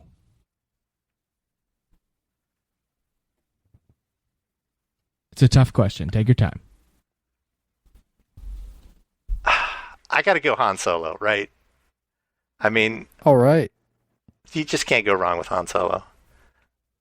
No, that's a great pick. Very solid. Next question. I don't know. Remember if we started asking this last time you were on, but this can tell you a lot about somebody. There are many correct answers, and but there is definitely one wrong answer. And if you choose the wrong answer, we have to end the show and you're kicked off. Oh, no. That means you're a psychopath. Yep. No working class questions. Yep, over. we just ended there. We have done that twice. Two people have we found two psychopaths as guests on the show. They picked the wrong answer, but there's lots and lots and lots and lots of right answers. So I have faith in you. Here we go. What is your favorite ice cream flavor? All right, I have strong opinions about this. I've gotten into arguments with friends about this topic. Okay. And for me, there's only one choice. It's mint chocolate chip. Okay. Yeah.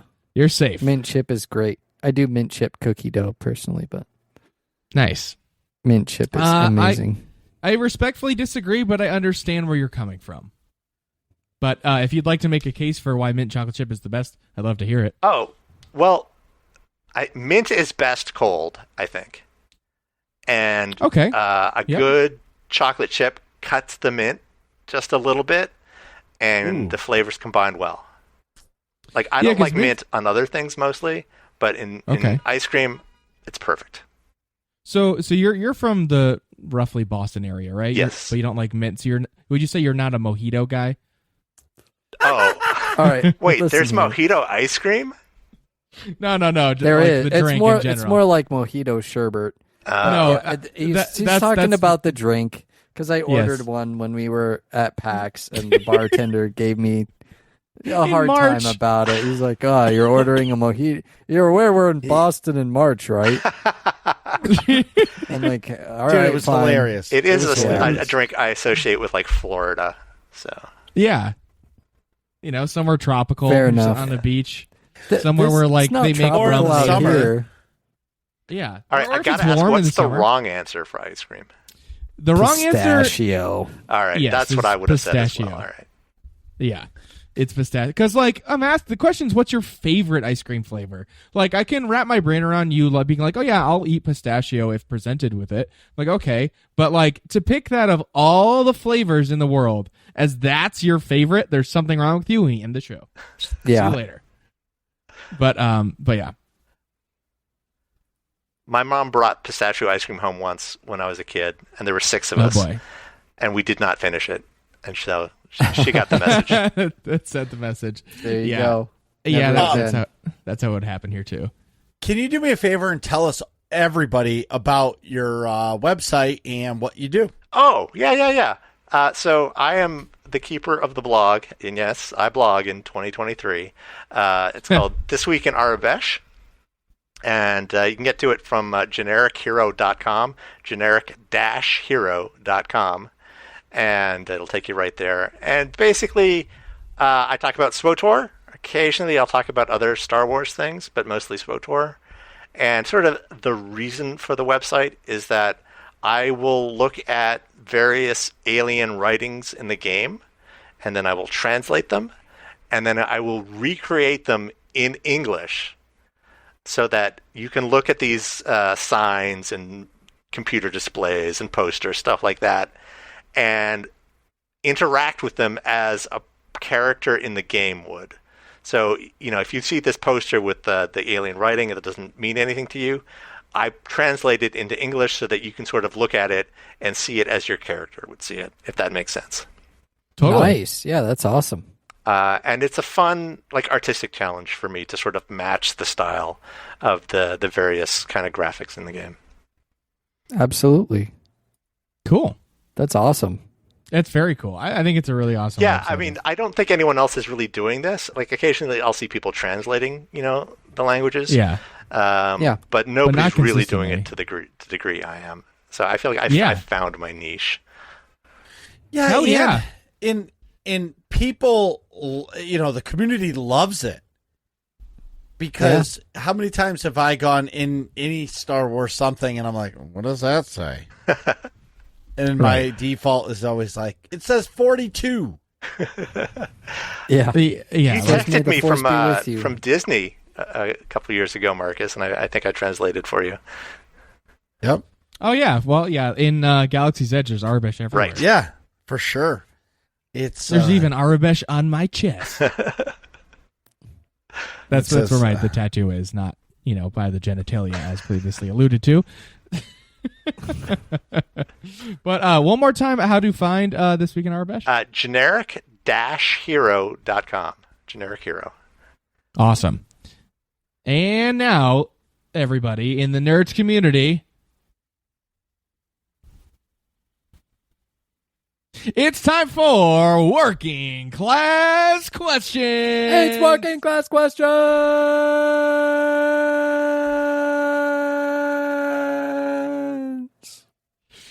Up first, we have a question from Anonymous. It says, what do you think will be the schedule of Star Wars: The Old Republic releases come 2024? Oh, Dun, dun, dun. that's a tough one because, you never know with SWTOR. But, Keith gave us the general sort of shape of things, right? We're going to get something at the end of the summer, and then we're going to get the new story update at the end of the year. So, I don't know, end of summer is what, September, maybe? And end of the year, hopefully not too late into December. It never goes well when they drop a patch just before Christmas. There's always bugs and things just go crazy. But, we don't know exactly what's going to be in these patches. Like, we don't know where the story's going. We don't know what we're getting, even at the end of the summer. My hope, this is just a guess, that maybe we'll get a new Lair boss this summer. I think we're overdue for something like that. That'd be cool. That Marcus can't do without a subscription. Right. Yeah, it's bullshit. I'm like, it's like the FOMO, right? It's just because PvP is free, it bothers me that I have to pay to raid. It's like they're getting their cake and eating it too. Bothers me. Yeah. That's it. Yeah. But so you're saying SWTOR releases for 2024 or summer and winter? Right. Well, that's what Keith said. For 2024? No, 2023. Yeah, so the question was, what do you think the schedule of SWTOR releases will be come 2024? I misheard the question. I think what we've had the past year will be sort of what we get next year. I think they've been working hard to get on the schedule since Legacy of the Sith came out late and everything got knocked back. So, I think we'll get 2 or 3 Galactic seasons a year. We'll get 2 or 3 PvP seasons. Hopefully they won't line up as much as they have lately. We won't be going from one to the other to the next. That's like really overwhelming. But that's how you keep people engaged. I disagree with that. Well, I feel like you need a break between seasons. I don't. I think season 2 ends, next day season 3 starts. Oh, man. I would burn out so fast. I think that would cause people just to quit. That would cause, I don't know about me, but other people. People are achievement whores. Well, I mean, we've got, like, the PvP season ended last month, and the next one is starting in 2 or 3 weeks. And I'm like, it feels very soon to me, especially for PvP, which I find very intense. I don't know if I'm quite ready. I don't know if I'm going to jump into it with quite the same vigor as I did the other 2 seasons. Yeah, but don't forget those ranked players or just PvP players, they're excited for the new season. Oh, yeah. Because it gives them purpose. So, I mean, I'll do it because I like filling the bars, but I think I'll get a little more specific for 2024. I think we won't get anything until spring, and that'll be a story update. I think in summer we're going to get some kind of back end upgrade, and then winter we'll get another story something. That's my plan or my thoughts on the game for 2024. Now, I do have to give BioWare a little bit of like, good job, buddy, kind of a thing, because in Destiny lately, the servers have been terrible. The game has been getting pulled offline a lot. And the Starforge server has been having trouble. Right. But, if they do move to the cloud for the servers, that should help with that. Right. But what I'm saying is I always thought it was BioWare sucking ass with their servers, just being honest. But in reality, it's a live service game. Right. Yeah. And it's got to be really hard to maintain a live service game, putting new content out on top of content that's 7 or 10 years old. Yeah. Oh yeah, like how many people understand like all the workings of SWTOR? Like we see this when like Eternity Vault keeps getting new bugs every time there's a patch. You know, like who knows? Like the person who programmed Eternity Vault is probably long gone from SWTOR, right? Right. And so when something breaks, you know, who do they call to fix it? Like who's like, all right, who knows how to fix the textures in Eternity Vault? Right. It isn't Ghostbusters. Yeah. Who are you going to call? well, great. So Quinn asks, what's your favorite type of candy? All right. This is a candy bar that you can't get in the U.S. I get it in Canada, and it's called Coffee Crisp. And it's like, it's a bit like a big Kit Kat, and it's got a sort of just a hint of coffee flavor to it. So it's crunchy and coffee and chocolate. I love it. I was just up in Canada a couple months ago and stocked up on them. You can get a 6-pack of them for $16 on Amazon. $4 for a candy bar. That sounds like a lot, but yeah. So it's a nice treat. And whenever my brother comes down from Canada, I'm like, hey, can you grab me some coffee crisps? Oh, look at this. So you can get a mixed a 5-pack of coffee crisp with 4 bars in it. O. Henry, Arrow, Mirage, and Smarties. Smarties are great. Smarties are great. Yeah, I like. Well, yeah, but these are different. They look like jelly beans. Oh. Canadian. We're talking about Canadian Smarties. But anyways, for $28 on Amazon. Huh. Man, now I want candy. I want candy. Atrax, what has Quinn got? I'm gonna say Skittles, probably, or maybe Tim Tams are really good too. Do you want to know a fun fact about Skittles?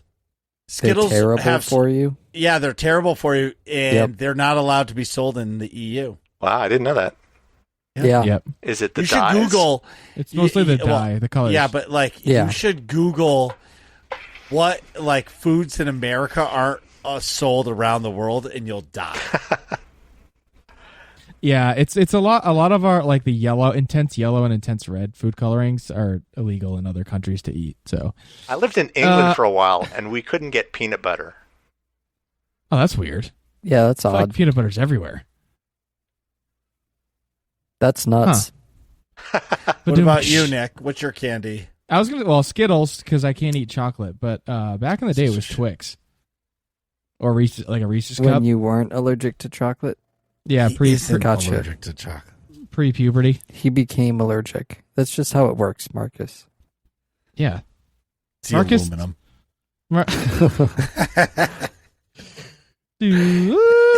It's the metal plate in his head.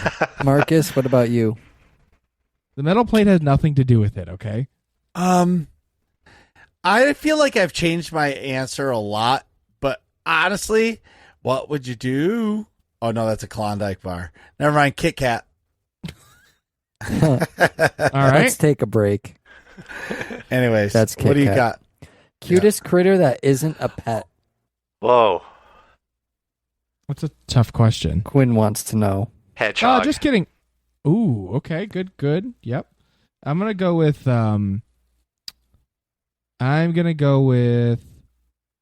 raccoon. I think they're really cute. I'm gonna say Little either paws. penguins or otters. Otters is a good choice. Mine is a brown bear cub.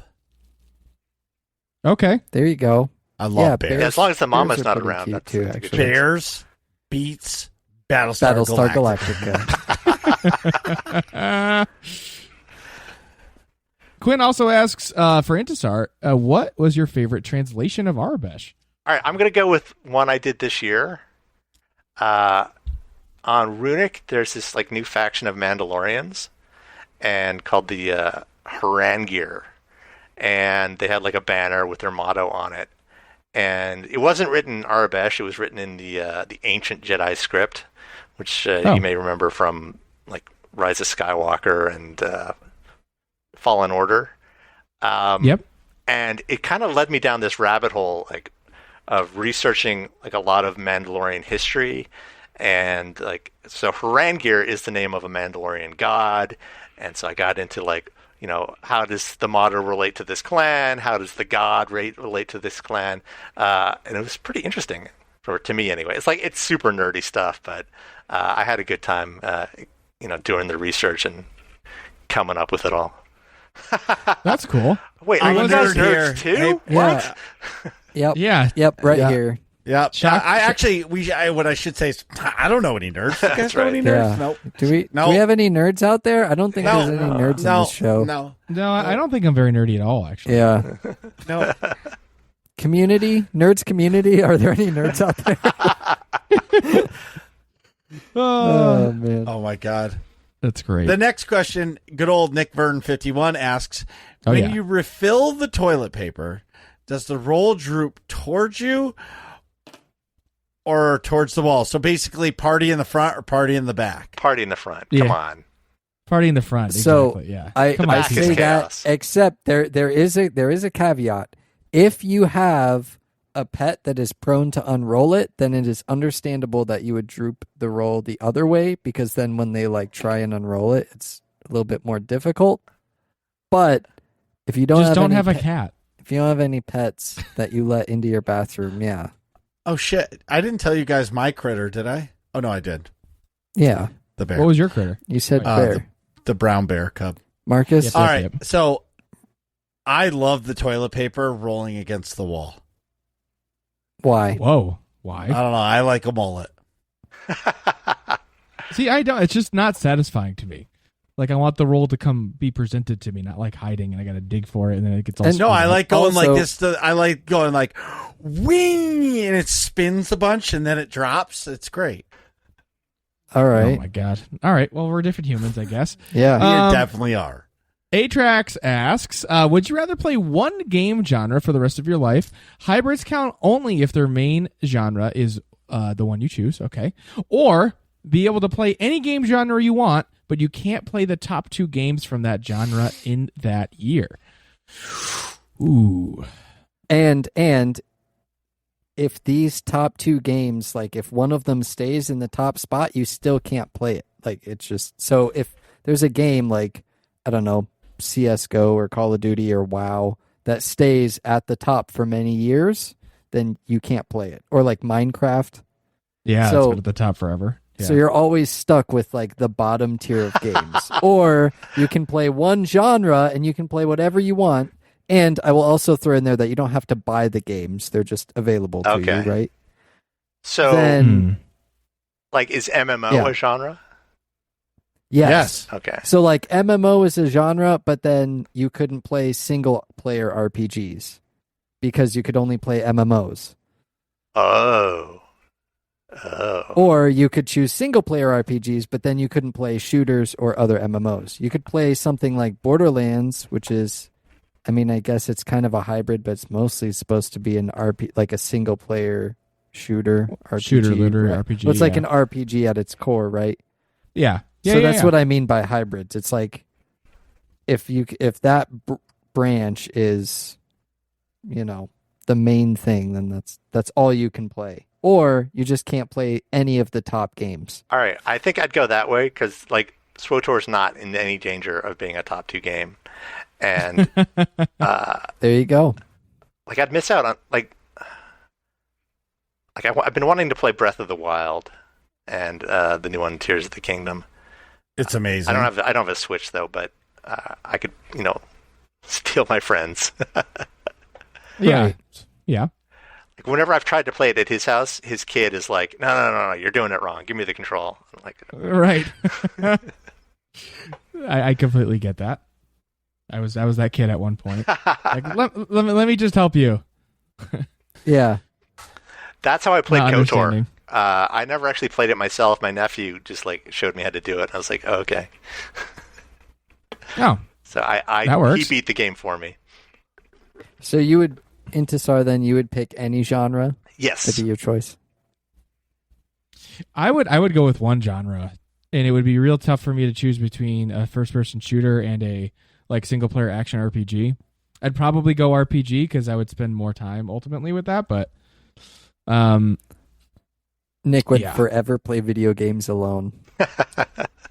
I mean, pretty much. I do. I mean, I also like playing with people, but if I had to pick between the two, I think Yeah. I'd choose the solo route. Marcus? Marcus, thoughts? MMO, 100%. I would be like, what I'm realizing about playing Destiny is, and now going into like Guild Wars 2 and playing SWTOR, is like, I miss it. Yeah. I miss that like chillin' like vibe, but at the same time, like you can raid and have to be serious. Where like when you're playing Destiny, you have to be on point all the time. Yeah. Yeah, it's very intense. I can understand that. Like you can't like not remember your like not rotation, but like move set and stuff if you're playing a certain class. So I get it. Yeah. There's a lot less casual segments. Even if you're doing story, it's still pretty intense. But Yep. Atrax, what's our last question? Are there any games on the Steam summer sale that have caught your eye? No, wait, I'm sadly. sorry. Wait. Oh, wait. I got. Oh no, sorry. There is an extra question. I just got a message. Sorry. Ask the question Okay. again. I fucked it up. Okay. Are there any games on the Steam summer sale that have caught your eye? Sadly, no. I've been traveling a lot. I had a wedding last week, and I was up in Canada before that, and I really haven't had time to sort of sit down. I totally missed the summer sale. For me, Cyberpunk caught my eye, and so did Elden Ring. But I know what game I'm going to be playing now. So, I didn't even announce that. What's the results of the poll? Did anybody vote? People did vote, and it's tied. Oh my Lanta! I'll have to extend it till next week. It's tied 5-5 between. Wait, Marcus voted twice. I Yeah. did too. Well, you voted for technically I all voted of for all them, 'cause three you- so that the buttons would show up for people. Right. But Yeah. interesting. Well, anyways, it's tied between God of War Ragnarok and Elden Ring, and the third choice is Horizon Forbidden West. Intisar, vote for Elden Ring. Quick, break the tie. Quick. Which Quick. channel? It's in the Nick's Lab. Lab section of Working Class Nerds. I should pin this probably, huh? Oh, it's funny. How do I do that? Pin message. There we go. Oh yeah, pin it. Okay. Yeah, check it out. Let me know what you think. I will before Monday. I'll choose, and that's what I'll be playing Monday night. Nice. Steam sale. So I actually have some games in my cart that I'm purchasing. Okay. Well, I'm going to the cart.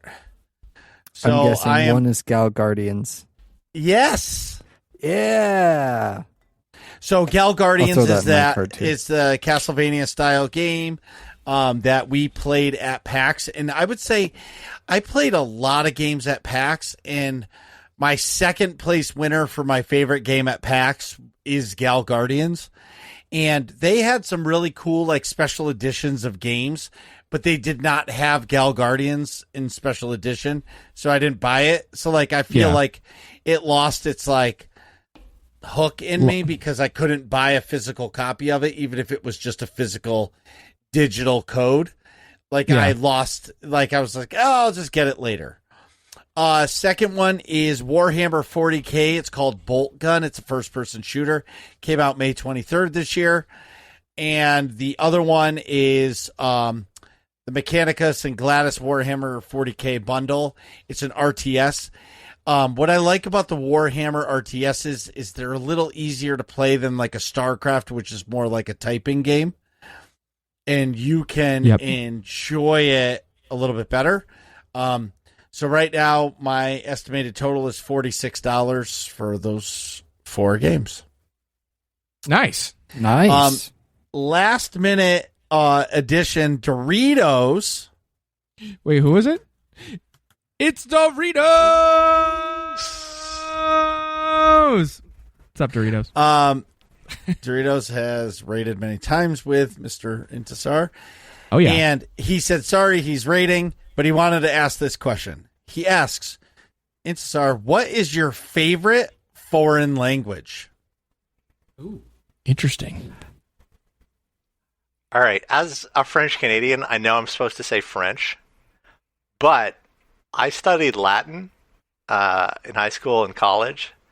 Oh yeah, and I really got into it. Like, I read the Aeneid in Latin.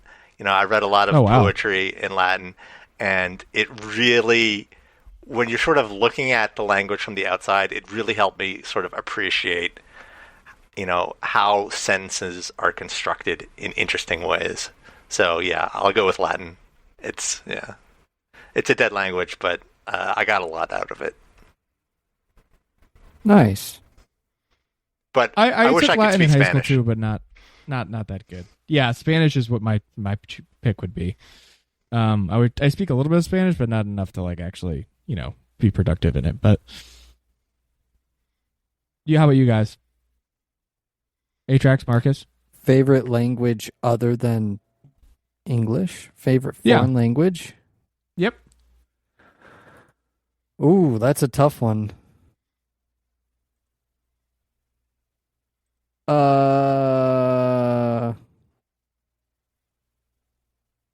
Choose wisely.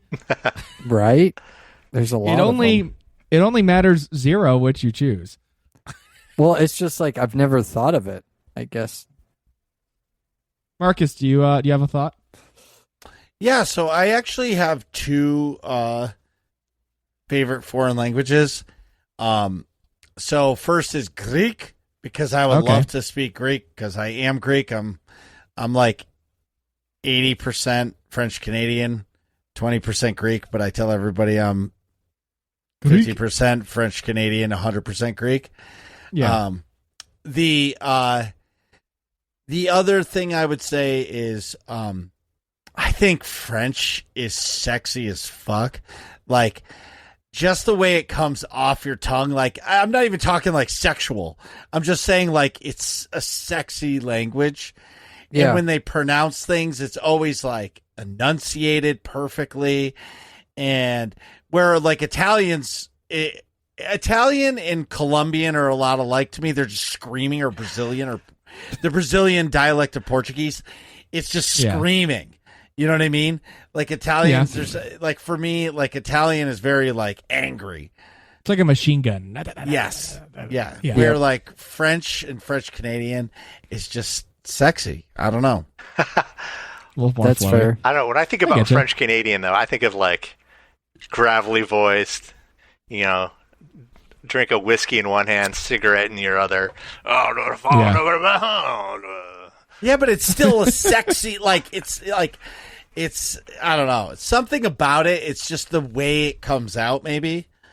All right. I've got it. Okay. I've got my Mount Rushmore. I'll agree with you on French, Marcus. German, and then also Japanese. Okay. That makes sense. Yeah. It's so complicated. Yes, I was just going to say, but they say that English is the most complicated language, but I'm going to tell you guys, like, French, German, all of that, like, even Portuguese, nothing sounds as complex as, like, Japanese, Chinese, Cantonese, or, Mandarin. Korean, whatever. The Asian dialect is just, to me, is so foreign. Yeah, that and Arabic, because it's like when they start making like the alphabet is sounds that I physically cannot make with my mouth. Like my one of my roommates in college was Lebanese and spoke Arabic, and like he would we'd mess around to have him say stuff sometimes, and he's like, no, you're saying it wrong, and he's like, you got to do this throat thing that I can't do, and it's just like we would try to do it, and we just none of us could like make the sound. Like it's not even that like I could try to make this, I can't even make the sound. It's that different. I feel like that's with a lot of those languages you were describing too, Marcus. It's like sounds like I don't even know how to make properly, Right. It's like totally different alphabet and everything. Any of the languages that have a totally different alphabet are way more difficult, obviously, but including Aurebesh. Speaking of which, Intisar, let us know one more time. We do it nice because we do it thrice, where people can find your content. Generic-hero.com. And I am, for now, still on Twitter Nice. at Intisar Nor, and capital N-O-R, after New Outriders. Wait. My awesome guild on the Starforge server. Why for now? I mean, I keep hearing that Twitter is going to implode, right? And I need to move to Threads or Blue Sky or Hive or Instagram or whatever. I don't know. It's so much work. It's like streaming services. I don't want to subscribe to 10 different social media platforms. I just want to post one place. That vibe. Set it and forget it. Exactly. Well, thank you for coming on the show, Intisar. Oh my God, such a pleasure. And Ajax, nice to meet you. Nice to meet you too. What are you guys talking about in here? Find out next episode of Working Class Nerds.